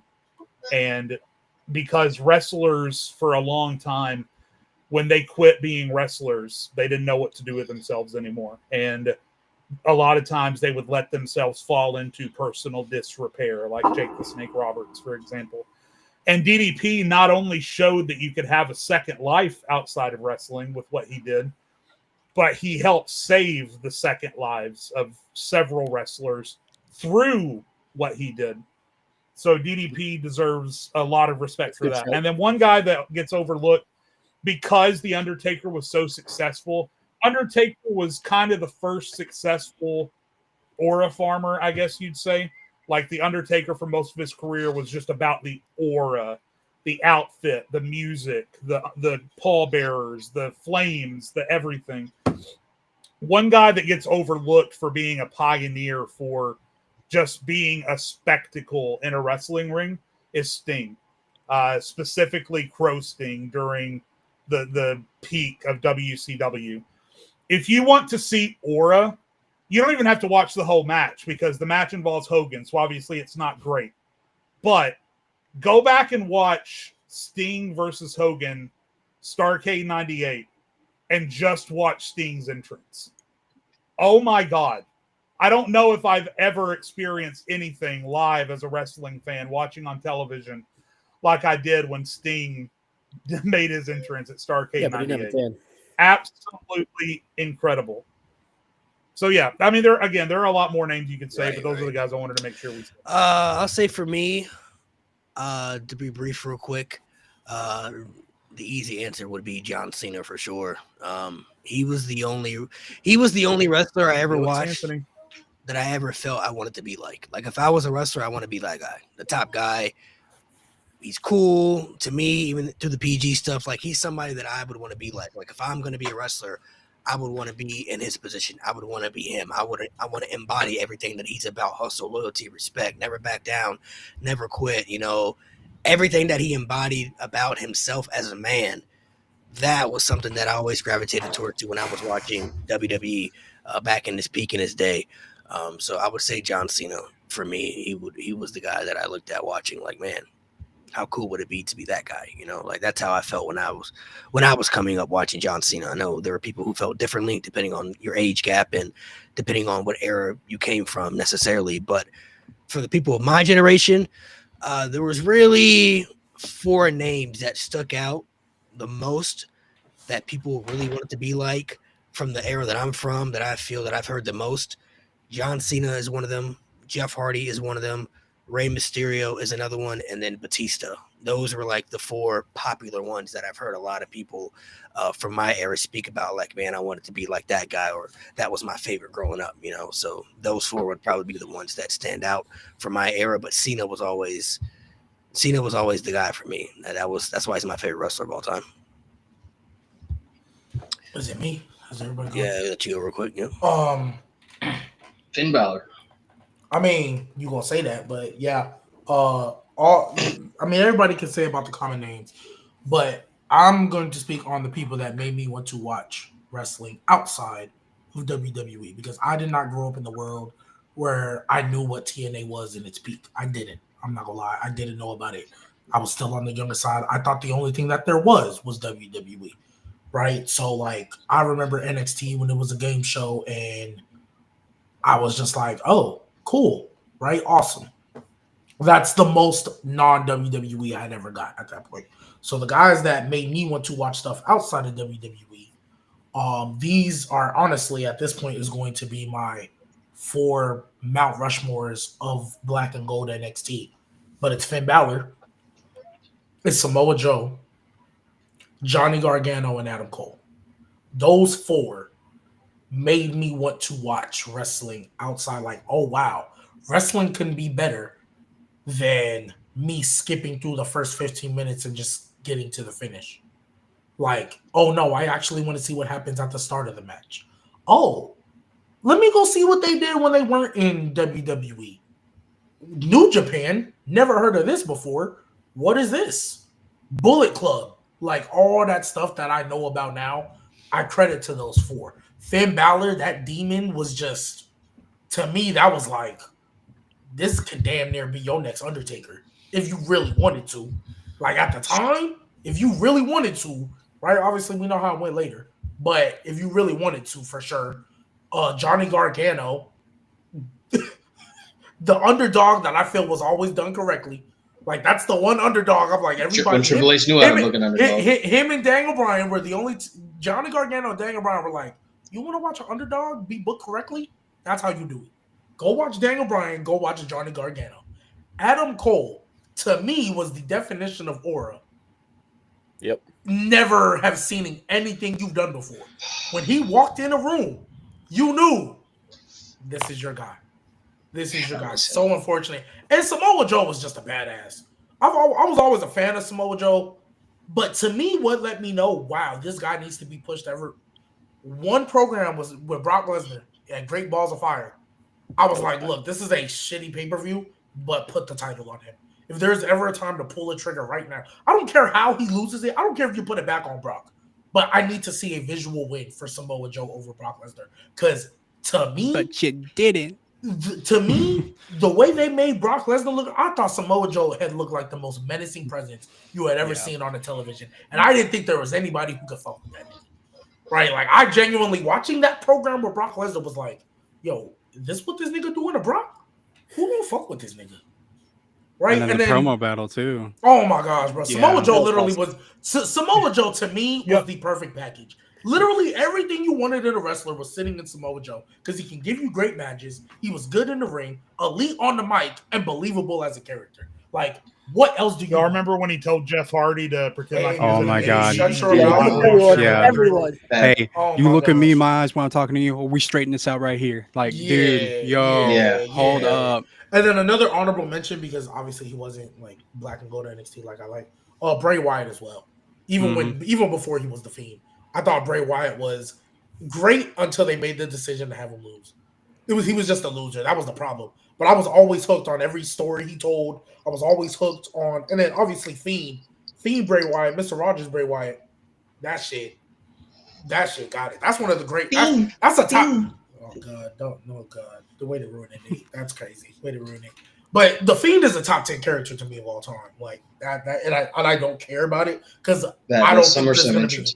Oh my god! When Bray Wyatt and his head cut off on the lantern, bro.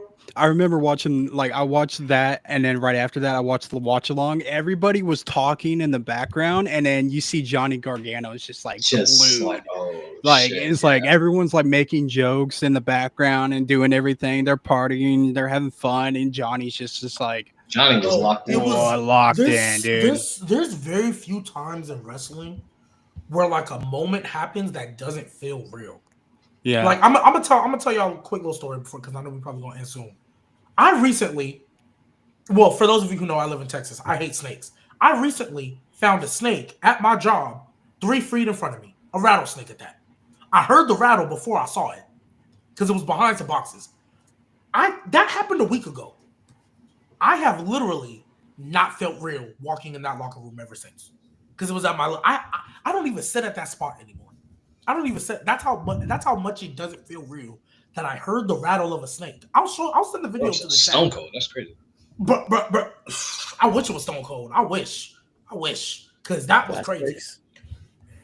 Moments like that, like when I go to think about it, it doesn't feel real. The Bray Wyatt entrance never feels real to me. That SummerSlam entrance will always feel surreal to me.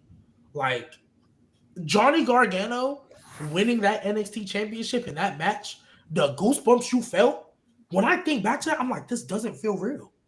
Like this was an outer body experience that I will never, ever, ever be able to shake. Like, bro, you see the Undisputed Era come out, and that last shot hit that knee. 1, 2, kick out, bro. I cried. I dead shed a tear. I said, yo, this is why I love wrestling. What's that phrase, Nate? Wrestling is for niggas. Because this right there, I was like, bro, I had never had that much fun watching a wrestling match in so long. Like, it just made, like, that was the day I stopped being embarrassed. Because, at the time, you still like, do I really want to tell people I was a wrestler? I'm like, no. Y'all watch this and tell me you're not a wrestling fan after that. Watch this match and tell me you're not a fan of wrestling after that.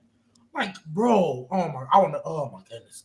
Dude, it's so hard, and it was so hard to try to convince like a non-wrestling fan to like the reason why I watch wrestling. That's just you can never win them over. Honestly, you can never win them over. And shout out, and also last honorable mention. I know like he kind of bugging out a little bit. I ain't really seen too much about it, but I knew he was bugging out for a little bit. Velveteen Dream though, that was my guy. I was a big Velveteen Dream fan. Like I thought he was next. Bro, I felt he was one of the only few people that could lose every match and it wouldn't matter. Like I think for a minute he lost like every takeover until he fought EC3. It was like he would have been huge on the main roster, man. Oh my gosh, bro! I think he's bugging out. He'd been so over. He's crashing out. Oh yeah, he's crashing. I don't know. Like he made the apology video. I was like, good. They, it was proven that he didn't do nothing, and he had the receipts to prove it. So I was like, okay, cool. And then he started crashing out, and I was like. I'm like, what are you doing? Yeah, I don't know what happened. I don't know if I would trust him on the main roster. I ain't gonna lie, because the way they was booking people, bro, I had to see it first, bro. He would have been over. I'm not gonna lie, he would have been over though. Like he could have been over. I don't know if that would have mattered though. That's what I'm saying. That's what I'm saying. Like I don't think he would have been fumbled. He was one of the few people that could lose every match and it wouldn't matter. Like he'd have been like Rusev Day, like just over as hell. Oh yeah, we talk about the way people love getting our entrances. That Velveteen Dream entrance on the main roster. DREAN. Oh my gosh, I can just hear the crowd right now. Oh my god. I feel like that's a guy Vince would have liked. Nah, you never know with Vince, bro. You never know with Vince. He would have liked it, but then he would have done one thing. He'd have been like Shinsuke for the first year, and then he'd have been over with after that. You know what I'm saying? Nice little. He didn't like Shinsuke. You can tell. We move past it. That's what he would have said. We move past it. Because there's a lot of guys you thought would have been Vince guys. Braun Strowman, Karrion Kross. Oh my god, I knew that nigga was guys. You couldn't convince me. I was like, yeah, this is what Vince want right here. There you go. I was like, Triple H, hey, you literally just gave next top star on a silver platter. Here you go. The fact that he got was just an NXT World Championship, when it's just nothing else. It's just so sad, dude. Jeff Hardy pin. It's so Maybe pathetic. That's why I hate Jeff Hardy. I think that's why I hate Jeff Hardy. Yeah, that shit's despicable. It was done pretty badly. Like either like Samoa Joe was another one you thought would have been a Vince guy, like just based off his Roode. Well, once he hurt his knee that one time, I was like Bobby Roode. Once Samoa Joe got hurt that one time, I was like, yeah. But see, no, that's just an excuse, bro. If it's always been shown, no matter if you get hurt or not, if they really want to do something with you when you come back, they're gonna do something with you. But the people he's done that with are people that have like they got hurt after they were pushed. There's a lot of people that like once you get hurt that first time. No, it's certain people will get that spot. Batista was like that before he was in Evolution. Like he got hurt. He was supposed to be in Evolution, got hurt, and they still put him in Evolution. Right, but who did he have? He had somebody advocating it for him though. And at the time, Triple H still had a lot of as a wrestler. So like in that special situation, I get it. If you got the backing of Triple H at that time, all right, cool. Because Triple H is probably your number one guy at that point in time. But Triple H, even though he was more so like backstage more at this time, right? Triple H wasn't moving like that at that time. And Vince was already older, stubborn in his ways. You got hurt. I mean, shit. They literally gave Finn Balor the Universal title run. Got hurt that one time. Never got back. Never. You got a rematch. That's what I'm saying. I don't know. Rematch how many years later? Yeah. 3 years later. But I'm saying that's what I'm saying. I don't know. That tells me I don't know if they really had plans to do something with him though. Because like you could have easily did that when he came back. But lost. I don't know though. Vince, because at this time we got to remember Vince was also very much a flip flopper. He changed his mind like he changed his clothes. Like that's what I'm saying. Y'all remember that report where like Gunther was all good, and then that one segment with R-Truth on like July 4th or something, and he was ready. He was about to bury Gunther. Like for what? Like that nigga was a flip flopper at that point. So like I thought that was fake. They pick and choose with certain people. Is what I'm saying. Like Finn Balor got that moment there. Like he gave a lot of people a moment. Shinsuke won the Rumble. We all thought, oh damn, they actually did something with him, and then we saw what happened after. So it's like I don't know if they really like. So back in that time frame, they would only do certain things just to make certain fans happy, but they always knew the people that they wanted to use realistically. Before I get to what I'm getting to, I've always used this example. I've said it before. They've always wanted Roman Reigns to be their top champion. That's why they had Goldberg beat the Fiend in Saudi Arabia, because they wanted Roman to go to WrestleMania and be the champion. But if they have Roman go to WrestleMania and beat the Fiend, he's going to get booed, and they were still hell-bent on trying to make him a babyface. He beats Goldberg. Well, nobody's going to care about that. They hate Goldberg more than Roman Reigns, so that's going to be good right there. And it was literally shown when Roman Reigns came back at that SummerSlam, they made a pay-per-view the week later just to put the title on Roman Reigns. What have they ever done that? Payback was already it was already announced before. They did that for him. Yeah, they did that for him. There's no other reason for that. They put a pay-per-view the week after SummerSlam. They have never done that before in the history of WWE. Put a pay-per-view the week after SummerSlam just so they can give the title to somebody they already won the championship with. Because Braun Strowman took the title the Fiend took the title from SummerSlam that night, had it for a week just to give it back to Roman Reigns. And then he went on that long-ass run as champion. So they always wanted him to be their champion. That was already shown. That's why they did those certain steps. But then Roman had the leukemia and stuff. So like, oh, we got to find a replacement. All right, Braun, you ain't doing nothing. Let's just throw you in there. And then whenever Roman wants to come back, yeah, and then whenever we'll figure the situation out, Roman, like, but they already announced that, but they already knew Roman was coming back before then. So that's why they put that there. Like, we're going to make sure we put the title on him because he's the guy we want the champion. He would have already been the champion if he never left. He was going to beat Goldberg at WrestleMania. So yeah, we all knew that. Those are just things that they always let me get to the super chat real quick. Those are things they always show to those levels. Is Punk a bigger star to leaving despite his physical decline? I don't know about his physical decline. He's been having some good matches though. Punk been having some really good matches though over the last about year, almost a year now. But I guess his question is Punk a bigger star due to leaving? I think that plays a part into it a little bit. I mean, yeah, but like I think if like let's just say CM Punk never leaves. Well, I think he's still a top star. He's still a big star. Yeah, he was already a big star before that. I think him leaving made people want to see him more though. For sure. But I think because he chose AEW to come back to first, I think it was more so Chicago was glad to see him back in his true home. Yeah, y'all know the story behind that, right? Punk went to Vince McMahon in 2018 and he wanted to come back to WWE in 2018, and Vince ghosted him and did not reply back. So because he didn't reply back, he chose AEW. Yeah, he talked about that in an interview a couple weeks ago. I saw it. Yeah. Which honestly, I'm glad he didn't come back in 2018 because it wouldn't have fixed shit. Nope. And he wasn't going to be champion in 2018 or 2019. It wouldn't have fixed nothing. If I'm being honest, if he would have came back at that time, hey, you know what he done? You know what he would have did? No, God. With Baron Corbin for 6 months. Honestly, what they would have done, he would have beaten everybody on the roster except Roman Reigns. So he got the Roman Reigns. Make Roman look strong, damn it. He didn't beat Brock Lesnar. They didn't have him beat Brock Lesnar, but once he got the Roman Reigns, Roman Reigns. That would have been. Roman. So let's just say he came back WrestleMania in 2018 at 19. Best believe Roman's still there. Yeah, Roman Punk main event. Guarantee you that's the main event. They could have main evented for sure. Guarantee you that's the main event. 2018 that would have been good. That'd have been good. That'd have been good to see. All right, just to get some clips here, I'm just going to ask some random questions for everybody to answer. You all can give your own individual answers. Just for your perspective and your opinion, if you had to name 5 wrestlers who you would say are the best bell-to-bell in-ring wrestlers that you've seen with your own eyes, who would be in your top 5? Like these 5. With our own eyes, like all time? Yeah, like just your top 5. Like these people I've seen. If you need some graps, go watch one of their matches. Okay, cool. I got some because I've been saying it like a long time.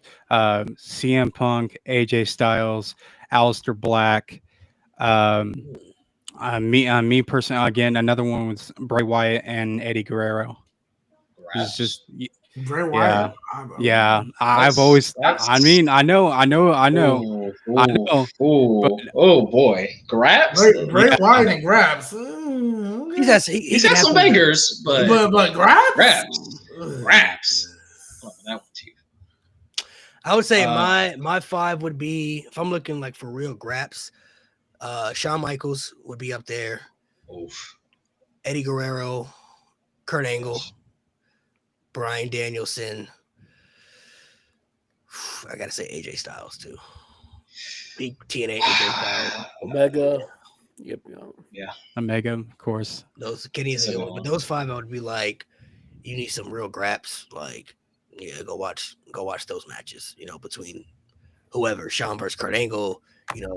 Eddie Guerrero versus Rey Mysterio.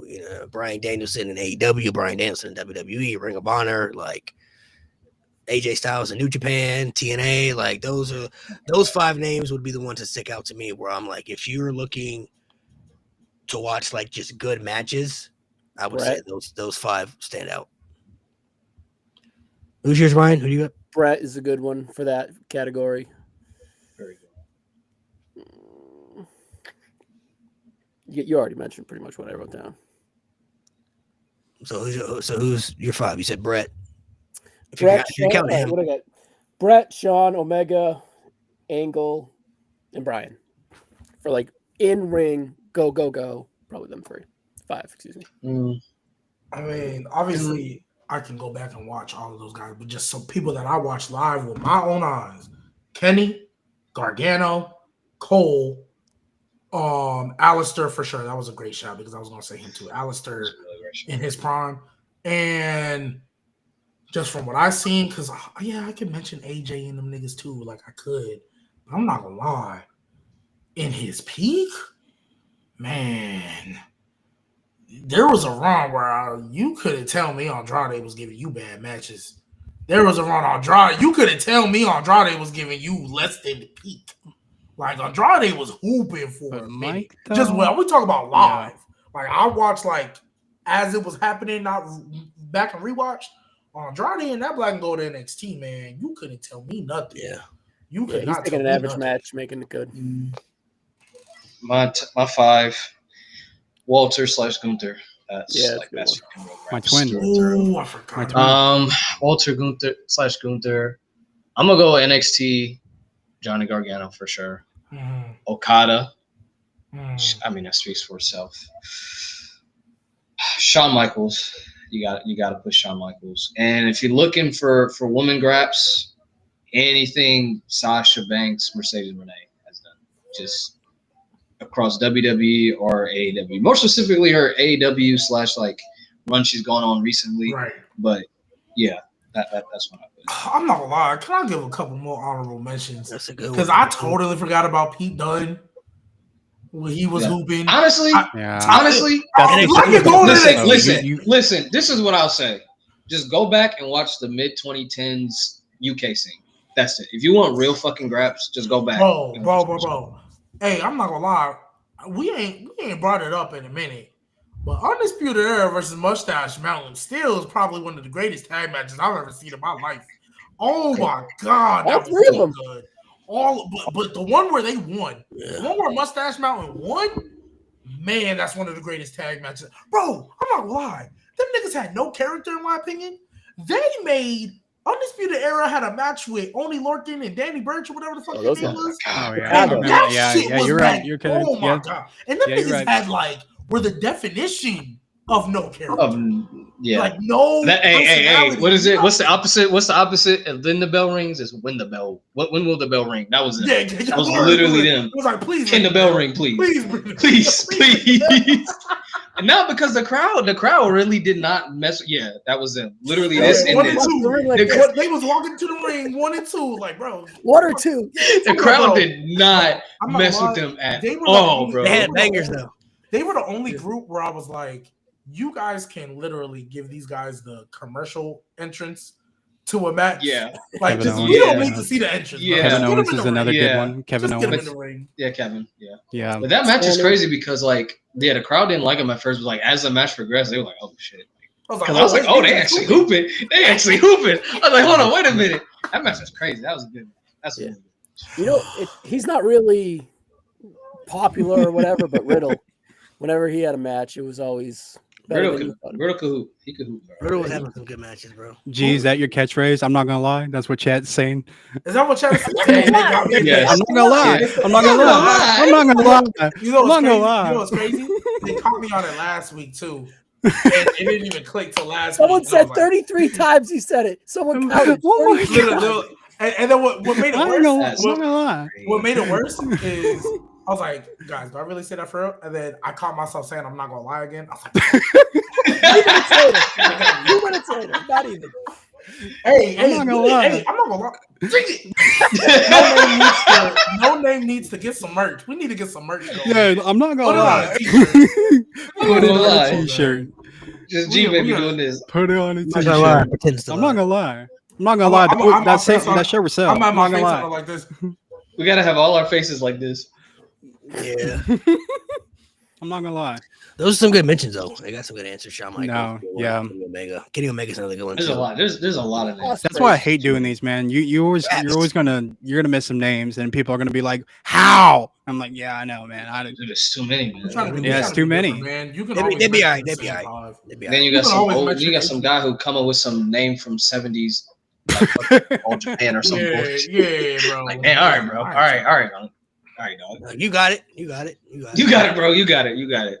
Bro, ain't nobody trying to watch that. Kenta Kobashi. Actually, let me stop. Ain't nobody trying to watch when freaking segregate. Okay, so how are you gonna miss one of Hakalugi? Like, come on, man. So before we get to this other ranking, I'm gonna ask this. Now that AJ Lee is back, who are 3 people that you have to see her face? Like I need. Shut up! I can tell you right now, the 3 matches we need, no question asked, and I'm not even gonna mention Becky because we know that's happening. The 3 matches we need to see without question: Io, Roxanne, and I'm not even gonna say Rhea because it's Rhea. She gonna get a match regardless in that world title scene. It's not even gonna be Rhea. She need to fight Stephanie. Okay. Io, Roxanne, and Stephanie, and then she can go back to retirement. I'll be straight. I don't need to see nothing. I'm gonna say Rhea, Roxanne, and Bailey. Those are my 3. I'm gonna go Bianca, Gordon Grace, and then lastly, Fucking man, Blake Monroe. Just wait till them girls get caught up. Bro, Bianca, I'm not gonna lie. That Lou Bianca match, Albino. I forget about her because she hurt. But man, Bianca and AJ, oh my god. That cell, bro, AJ was that's gonna be the easiest EST she ever hit, bro. Light work. Oh, she might give her a 720. Oh. She might give her a 720. She might toss her up in the air, bro. Ryan, give yours. I think Roxanne's the easy one, like you guys said. Becky, just because it's so hot right now. And then I think someone in the chat said Liv. I think Liv would bring a lot out of AJ as a character. That'll be cool. It might be soon. We'll see what happens. She got better, so I can see that. All right, so I want to say Bailey for me for sure. I feel like that would be really good to watch. I'm gonna say Roxanne Perez, like many people. And to be different, I would really love to see Sol Ruka and AJ Lee. I think that would be really good. Well, give it to us. Give it to us. That's real graps. I'm not gonna lie. That's real graps. That's real graps. I'm not gonna lie. I'm not gonna lie. That's fine. Ooh, that's Soul Snatcher, bro. AJ Lee with her. I mean, obviously, Soul got to work on the personality aspect and everything, but AJ Lee's character work, I think Sol Ruka is one of the greatest athletes that got in WWE right now. So right now, yeah, pair up with AJ probably Lee, the top 5 women's wrestler in WWE. Like athletic wise, yeah. I mean, her athleticism. Athletic wise, yes. I'm saying. Well, she's not technically yet, but like, so obviously you get rid of the Rhea, you get rid of the Io, you get rid of the Bianca, you get rid of the who am I missing? Man. Stephanie. Oh, I forgot about her name. I'm talking about athletically. Are you talking about athletically? Well, I'm talking about athletically. Oh, so if we switch it to athletically, she might be Naomi. Athletically. Well, like I would still give Bianca. I put her above Naomi. I would still give Bianca the edge. I mean, really, she's just strong. She's not really athletic. Oh no, I feel like when I'm looking at Stephanie's athletic, even though we don't like her right now. When I'm looking at athletically, like Bianca, she is. Yeah. When I'm looking at athletically, like Bianca is strong, athletic. Like Sol Ruka is more versatile. Like she do things in the ring. It's like she could do things in the ring that the men can do that you don't see a lot of women do. Like how? Then like that's the thing. Yeah. She do things that you've seen the men do. Sol Ruka, or Soul Snatcher after top rope. You see like Javon doing that shit. Yeah. Yeah, like she could do like a Ricochet move. She could do that. You feel me? Like I mean, she low key baby Ricochet. Low key, she baby Ricochet for real. She's got more personality. Well, actually, Ricochet. Let me stop. Everybody does. Even though he's still better on promos. Yeah, Ricochet. She's not bald. At least she's not bald. So. She'll never have that problem, thankfully. Yeah, she's a believable baby face that everybody can get behind. She's not corny. Shout out to Nia Jax. If they really want, whenever they want to, if they really want to. I can see that. I can see that. Nia Jax and AJ Lee. It'll probably happen, but I can see that. I don't want to see it, but it'll probably happen. Man. Whenever they decide to, though, Sol Ruka, she could be one of the top baby faces in that division. Like sympathy-wise, baby face, like she could be like what Bailey was, that little character that everybody feels sympathy for and stuff, because I feel like she can be everything that Riddle was supposed to be. So I feel like her and Riddle kind of have similar, because they're both like the cool surfer person, right. So like, and they're like, because Riddle was over. You go back and rewatch 2022, 2023. That boy was over as hell, especially in 2022. But then obviously shit happened. He got let go. But I think she could be everything he was supposed to be. Right. Yeah, she embodies that character, that surfer. Yeah. I see that. Bruh. Cool stuff. That's a good one. Any last honorable mentions? Somebody that left off? I think character-wise, I think her versus Jada would be kind of cool. A cool mix of David versus Goliath type stuff. Yeah. I'm not gonna lie, we forgetting about her because she been on TV because she doing whatever. But Lyra been hooping as of late. AJ and Lyra would definitely be great. Lyra would go crazy. I'm not a big Charlotte fan, but I think AJ Lee and Charlotte could go hard. Charlotte would be good. I don't want to see that. I think AJ and honestly, I'm not a big Charlotte fan. I can appreciate that. Actually, let me chill because I think WWE needs to ride this Charlotte baby face momentum she been getting as long as you possibly can. Ride it as long as you possibly can. I'm not gonna lie, I don't want to see that shit, bro. Not gonna lie though, I need that promo with Alexa and AJ. To quote G Baby, I'm not gonna lie. I'm not gonna lie. Bro, imagine Alexa Liv, Bliss. You got Liv, Alexa, and AJ, like those psycho characters all interacting somehow. Oh my gosh. Nikki Cross? I mean, dude. No. Nikki No Cross way. plays that character. Really Not Wyatt 6 Nikki Cross. I don't want any version of Nikki Cross. Yeah. I don't even want Sanity Nikki Cross. I'm not gonna lie. I don't want to see that at all. What? I don't want Sanity Nikki Cross. I don't want Nikki ASH. I don't want neither one. Nikki Oh, we forgot Bronson Reed. That's Tsunami, bro. That would be crazy. Hey, Big Eagle come back just to Hey, hear her chest. Which one do you think is worse for her to take? A Braun Breaker Spear or a Tsunami? Oh my god! Visually, the spear will be. But it'll be worse because she got abs laying steel, flat. let's be real. And Let her break at her least shoulder. with Bronson Reed, it'll kind of spear through her, but she can kind of like jump and brace for it. Gravity is pulling Bronson Reed down to the ground. Like gravity. Bronson Reed doesn't even jump. It's just a fall. It's just a fall. Like if y'all really watch it, I don't know. I'm talking about a vicious Braun Breaker Spear, bro. I don't know. But at least she can. She would like imagine, I'm talking about how he hits speed in the Royal Rumble, like a spear like that. Yeah, she might have to retire. He ain't hit a speed type. He ain't hit a speed type spear in a minute. CM Punk might have to fight him.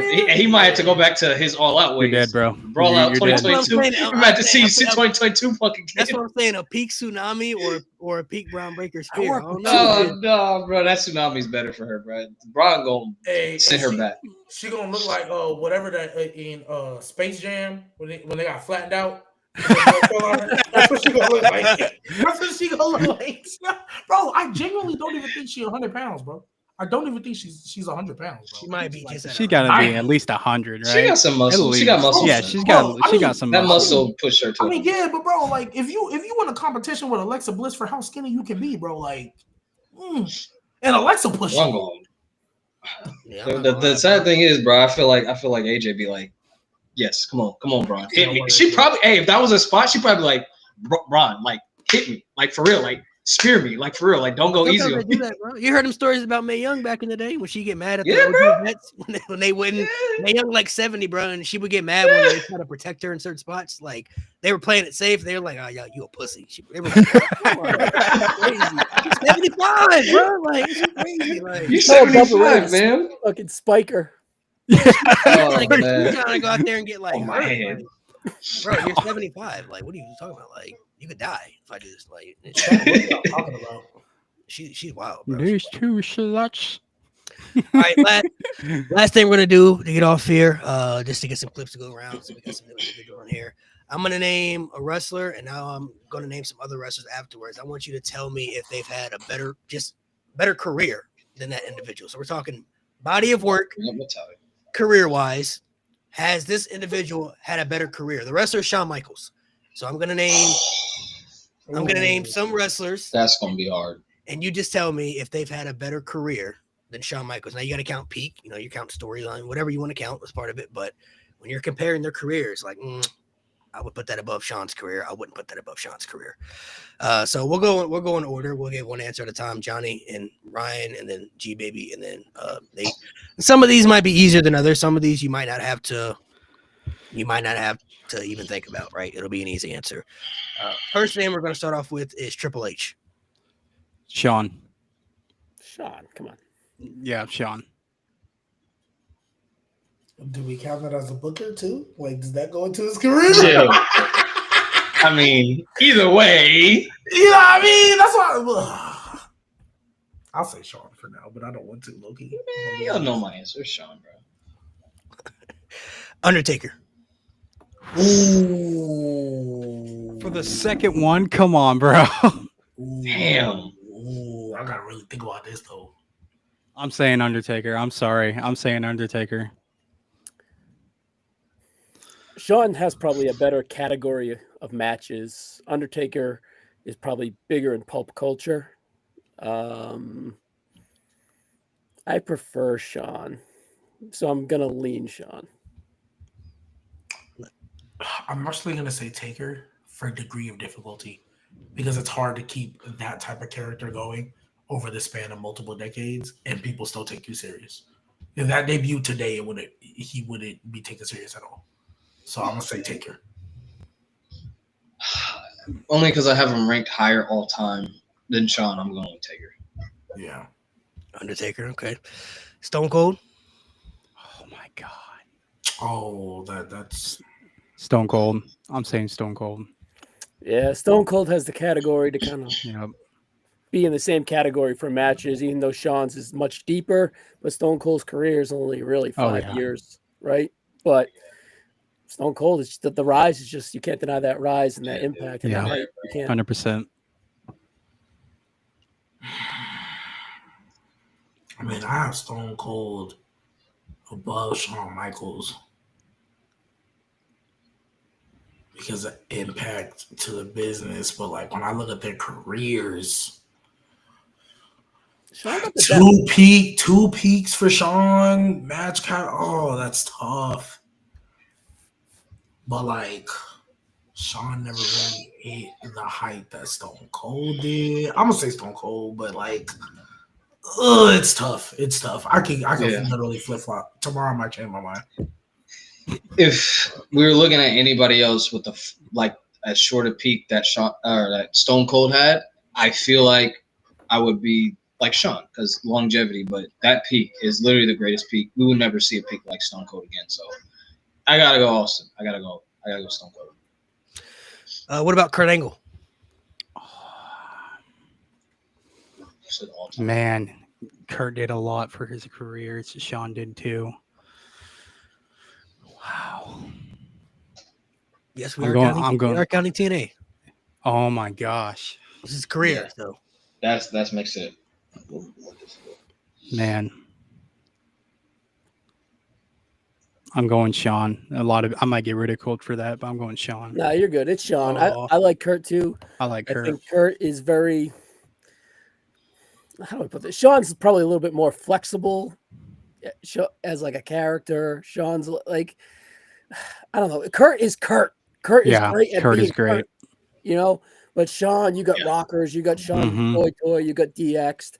Kurt, you kind of just have Kurt in a way. Matches both are great. Probably Shawn has a little bit more depth. A Kurt match is a Kurt match, but it's great. Why, that's what I mean by flexibility. Even though Kurt is extremely flexible, like comedy, main event, so on and so forth. But I just feel there's a little bit more depth with Shawn instinctively. Yeah, Shawn. I mean, I get Kurt Angle, we love the TNA, but I'm still on Shawn. It hurts in the childhoods, but yeah. It's close, but yeah. Shawn. Is that who? Shawn. That's fair. What about John Cena? Yeah, I think without a question for me, it's definitely Shawn. I mean, John is definitely very impactful, but I mean, given we're talking wrestling a career, like, yeah, I think it's got to be Shawn, right? So I don't think Shawn Michaels has the chops to be that top guy like like John Cena was for all those years in that role in the PG era. But I don't think Kurt Angle has the depth to have the matches, the flexibility that Shawn has. I keep saying Kurt, but Cena is probably a bigger name historically, more meaningful, probably. I just prefer Shawn. Yeah, I mean, you're not wrong. That's this. I don't want to belittle what Kurt done because I keep saying what Cena has done. I don't want to belittle it because it's very important. He was on top from 2005 all the way to 2017, 16, pretty much, right? So can't deny that. And it was at hard times, PG era coming after Stone Cold Steve Austin. Right, coming after the Attitude Era, coming after the Ruthless Aggression Era, that's some hard shoes to fill, right? But he brushed in a whole new era. Shawn could not do that, but I just prefer Shawn. I'm going Cena. I mean, he's my GOAT. He's who I have as number one. I understand why, no doubt. I can't. Mm-hmm. I can't. As far as I'm concerned, nobody's ever made a career than him. So I can't argue it. Yeah, my same reason with G Baby. I have him number one all time, so I gotta go Cena. That's fair. What about Randy Orton? I knew he was gonna laugh.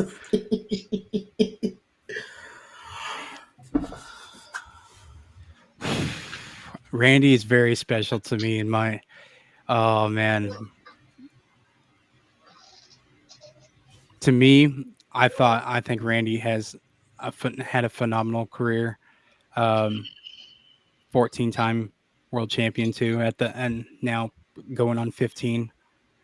I'm gonna have to say Randy, and it pains. It really does pain. Well, you pick Randy? I pick Randy Orton. Yeah. All right. All this being said, Sean, like they're both kind of like 1As, never really the top guy, either one. You can have parallels, Sean to Brett, parallels, Yeah. Orton to Cena, but they never really eclipse that top guy status. And I just think that Michaels has like the depth of the match quality. Not that Orton's is nothing to sneeze at. No, Right? it's not. No. It's really not. But I just think at that top tier level, Yeah. Sean has a lot more. I think Sean clears him. And I'm wearing a shirt. Yeah. Throwback 05 shirt. Oh, gee. I mean, I thought, I think me and Nate pretty much on the same link. It's Sean. It's pretty comfortably. You ask Yeah, me. I was saying it is And comfortably It's Sean. I'm not arguing it. Like It's Sean. Sean's great. 2 Sean's. Let's see. We'll do 2 more. I'll throw out some different ones. What about The Rock? Sean. The jabroni beating, pie eating, trailblazing, eyebrow raising. I don't know, man. Like no one has That's that hard. charisma that The Rock has. I know he's kind of looked down on now, just because kind of what he's done the last few years or not have done.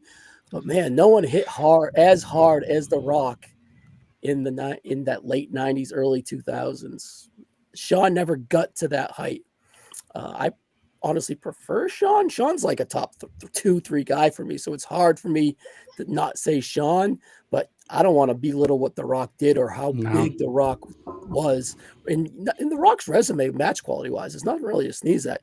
You got the Austin series, you have the Hogan match, which is like tip top tier, and they don't really do shit, right? Like they don't do shit. You watch that with no sound on, that ain't nothing. But I prefer, again, the depth of Sean just kind of does clear him a little bit.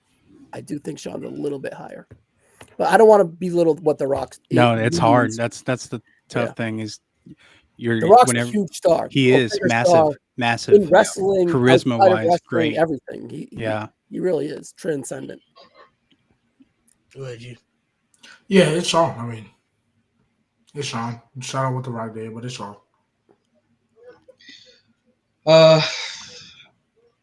This is one of the cases where I do have Sean ranked higher, but The Rock, it's The Rock, and he was a pivotal part in the biggest era of wrestling, period.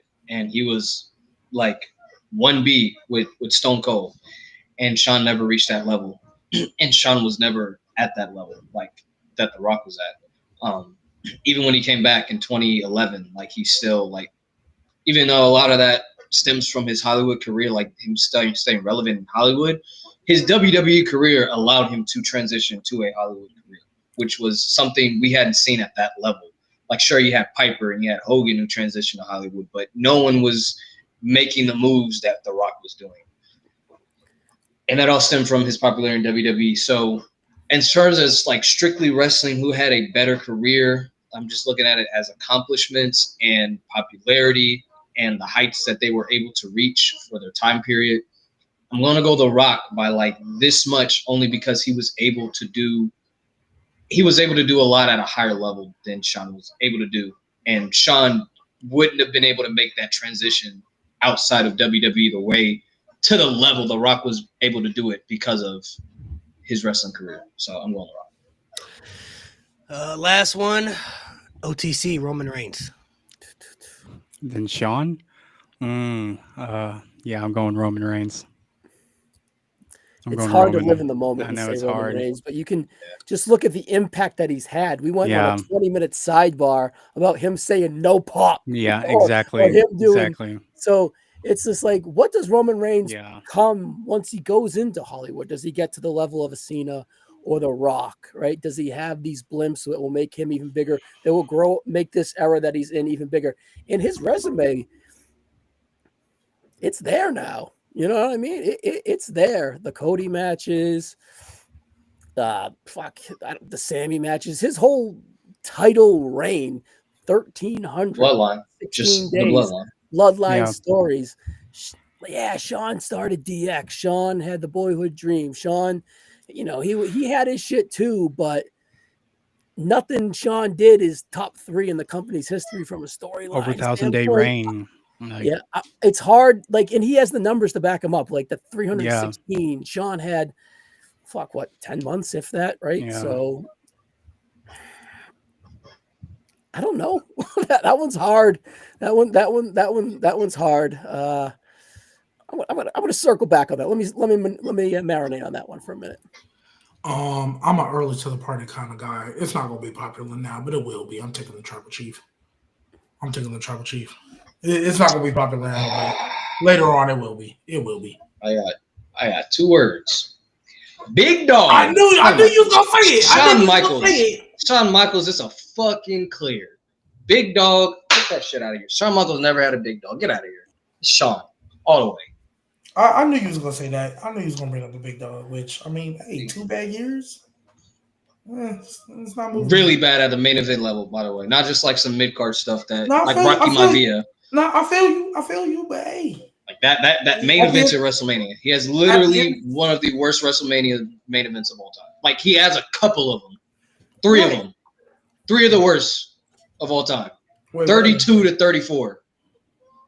What was 32? Trash. Triple H. Yeah, that was the worst main event. What was 32? That was the worst main event. Undertaker. Oh shit. Yeah. A 3-peat of ass. I mean, that is, hey, I'm not gonna lie, that is trash. They planned for it. By the way, they made a plan to have him main event 4 WrestleManias. And 3 of them was cheats. They were trash. Hey, look, man. How do you plan a 3-peat of just garbage? Hey, look, man. I'm not saying you wrong, Nate. I'm not saying you wrong. I feel you 1,000%. I feel you. All right, so 31 hit. But he's got. I see what he's saying. He's got 2 generational peaks, though. If we keep it a buck, he's got 2 generational peaks. So does Shawn. That's what I'm saying. Hey, that's literally what I'm saying. With no big dog. But he has no lows. He has no lows to the level of the big dog. Shawn's biggest low came after he retired. That's his biggest low. I'm literally. That was one match that allegedly happened. I'm with you, but he don't have Tribal Chief high either, man. So it's like you pick. Look, it balances out. Roman's career balances out, but then Shawn has literally no lows aside from 20 that match that allegedly happened. And Nate, that's why I say I get where you're coming from. 97 Shawn is awesome. Roman has like the I just don't think Shawn got the Tribal Chief. Roman has like the most 50-50 career because to Nate's point, I think Roman and Brock is the worst WrestleMania main event I've ever seen. But then Roman and Cody, I think, is the greatest WrestleMania main event I've ever seen too. So he got like the worst. Run through the 11. That's tough. So 31 is a hit. 32 ass. Yes. 33 ass. 34. Yeah. 34. 37's good. 38's bad. 39's great. Fantastic. 40. Brock. 4-4. Brock. Yeah. 40. I don't. 38. I don't really look at it like that because he hurt his shoulder. Yeah, I know. We'll just play. I feel you. It was in the middle. It's literally in the middle. Night 140. What? He hasn't had a bad main event since 38. Everything else. Like 41 was fire. So it's 39, 39, 40, and 41 are like great. A trifecta of great. So, and you know what? You're right. He got a 3-peat of ass and he got a 3-peat of elite. So, like, I feel you, Nate. I really feel you. I'm not even mad at you for putting Shawn. I think he got one more in him. I think he got one more main event in him. You feel me? And I think that's just going to be peak elite, beautiful. And then burn out that cokehead was putting on classics. What are we talking about? That's what had him put on the classics. What are we talking about? You said what? You said we're praising cokeheads now. Yeah, I mean, that's why he was able to put on bangers. Shout out to the 80s, man. Bringing in cocaine. Don't everybody love per game? That's what I'm saying. That's what I'm saying. You know what I mean? So Ryan, who's your answer, man? You gotta give an answer. Do what you want to do in your heart, man. I know you. Yeah, man. Yeah, do what you want. Yeah, exactly. All right, my heart's saying Sean because that's who I don't know though, but my head's kind of saying Roman. I don't know. Fuck it. 1, 2, 3. Roman. No. It's okay, man. It's okay. Hey. It's okay. I feel how everybody feels like Roman's highs are really high. Sean may never had a high, but Sean also doesn't have a low either. So it's like, at that level of Roman. So it's like, which one? I guess it depends on which one you value more. And so to me, this is to me Sean's up until maybe last year. But to me, up until like last year, and I'm gonna use an NFL comparison. This is the Josh Allen versus Joe Burrow debate, where Josh Allen, his highs have reached higher than Burrow, but Josh Allen also be throwing some CTE balls a couple of games. Whereas like you look at like you was a bust. Like what are you doing? Right? So his be more roller coaster, whereas Joe Burrow is more like right here. Like he gonna give you the same Joe Burrow. Now Josh Allen cleaned it up last year, so like maybe it's probably I don't know clear. But that's what I'm saying. I don't know. I think that's more of a. I don't know if I can say his highs are bigger than Burrow's though, because he never. They are. He never been to the Super Bowl though. But he's clear. That's the end all be all. That's where you want to go. No, but it's logistics. It matters how you played when you got there. And that run for the Bengals, if you really look back at it, yes, he played great in the second half versus the Chiefs, but a lot of that was mid, and the defense was carrying. Josh Allen. Oh yeah. We're talking about performance, though. I'm talking about performance because it doesn't matter how far you get. Because again, Josh Allen literally played perfect and lost in 13 seconds because his defense couldn't make a tackle. Right. Like that's what I'm saying. We look at performances. Josh Allen's performances in high pressure situations clear Joe Burrow. They clear, but he also got some really bad performances that Joe Burrow never had. So like that's why I say it's a lot more up or down. Whereas Joe Burrow is a little bit more consistent, and you take into account regular season as well. Josh Allen got a lot more games. Like there's a game I vividly remember versus the Jets. He punted the ball. He punted the ball to whatever safety that was 3 times. Like literally just launched it to his hands. Like what are you doing? But there's also games that nigga was perfect. Like that nigga was in every freaking back shoulder tight window. You know what I mean? That's why I say like that's what I look at it more. And it's a matter of do you value more the consistency with like I don't want to say flat line, but like the steady, or are you gonna take the highs with the lows? I think that's Allen is way more upside. But Burrow is way more flat line good. Right. And you're right, Josh Allen. In this situation, I feel like Shawn Michaels was definitely a lot more good, no bad. He had his highs, but like, and he had the peak storytelling like towards the end of his career, right? And he's had it at the beginning as well, but I'm saying it was a lot more like, hey, Shawn is always going to give you great. Whereas Roman, he gave you some like, Jesus, this is horrific.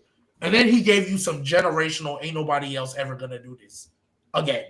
Like, so it's kind of like where you got to, and that's why I say, I don't blame you for taking Shawn. I really don't hate it. You know, just I'm a little bit more biased to the Tribe of Chief. It's always going to be, I feel like, Roman's, I guess, kryptonite, I guess, when it comes to his career, because he has the bad, but he has the good now. So it's like, when you rank him, where do you place him? Because I think many people have him top 10, but it's like, then where do you put him in that position? Shawn Michaels, like you said, has always been very consistent with, like, he may have had some bads here and there, but not really. Like Nate said, like his worst may have been DX versus Brother Destruction, and that was after he was retired for years. He was the best part of that match. He was the best player. Says something, bro. Yeah, and that's saying something. He was the guy who was the best part of that match, you know. So, realistically, I guess it just. I mean, when the bar already hit. No, okay, let me not do that. I'm being nasty. All right, fellas, we're gonna go ahead and sign off. Make sure you guys subscribe to the pod. Thank you guys for coming through to the show. As always, Johnny and Ryan, thank you for taking the time out of your day to come to the show. Make sure you guys, I'll let you guys plug in your socials real quick to everybody where they can follow you, check out your stuff. Yeah, you can follow me on Instagram, the Johnny Mayhem, all lowercase, and you can follow me on TikTok, the Johnny Mayhem, all lowercase, or you can do it just like this, like and you see it on here, the Johnny Mayhem. You can follow my IG or just follow the North-South Connection. Make sure you guys go check them out. We'll be back next week reacting to some of your takes that you guys have that we're going to be sharing. So that should be interesting because awesome. Some people have. What episode is this? 86? That means we're 14 on the way to 100, man. Y'all keep subbing, man. Let's go. Let's go. We're 14 away from 100, man. We got to do something big, man. We got to talk about it, man. 100 episodes. We'll figure something out. We'll try to come up with an idea. Hopefully there's not a pay-per-view that night. Matter of fact, we should probably look at the calendar and figure that out. We really should. Yeah. Well, they might announce something ahead of them. We don't know. So wait, what is this? 86? So let's see. Yeah, we got a couple of months. 89, 90, 91. Because that Sunday WrestlePalooza and All Out, Mm-hmm. that's gonna be a no-go. December 14th would be our. I'm gonna be at WrestlePalooza anyway, so December 14th is final match. Is that the weekend? Mm-hmm. December 12th, that's the final match? Yep. Oh, 13th Saturday Night Main Event? Oh, Yep. Boom. So December 14th, that'll be a Sunday. Hopefully there's no AEW show. That'll be our 100th episode. It'll be John Cena's last match. We'll probably talk about that. Well, we gotta make it big though. We can start doing predict. I'm not gonna lie. I'm definitely trying to start doing prediction wars and prediction wars. Yeah, like whoever gets the most right, you can make a bragging right thing, and you get like a title. Hey, I'm not gonna lie. We can get one. The no name title. We can do a digital check. We should do like a digital. We could. I know. Not like a physical, but like a digital. No, we can get a physical. I know how to get one made. I can get somebody to make it, and like he just whoever wins. Whoever wins, he's got to send it to send it to that person. Just mail it to whoever's gonna get it in a box or something. Like hey, send it to whoever. So I know I got better hope there ain't no pay-per-views that in like 2 weeks of each other. No, that'd be tough. I think we'll do. I think the way we'll separate it will be like. You won't change hands like every single pay-per-view. Like there's got to be a point system. It's like the 24/7 title.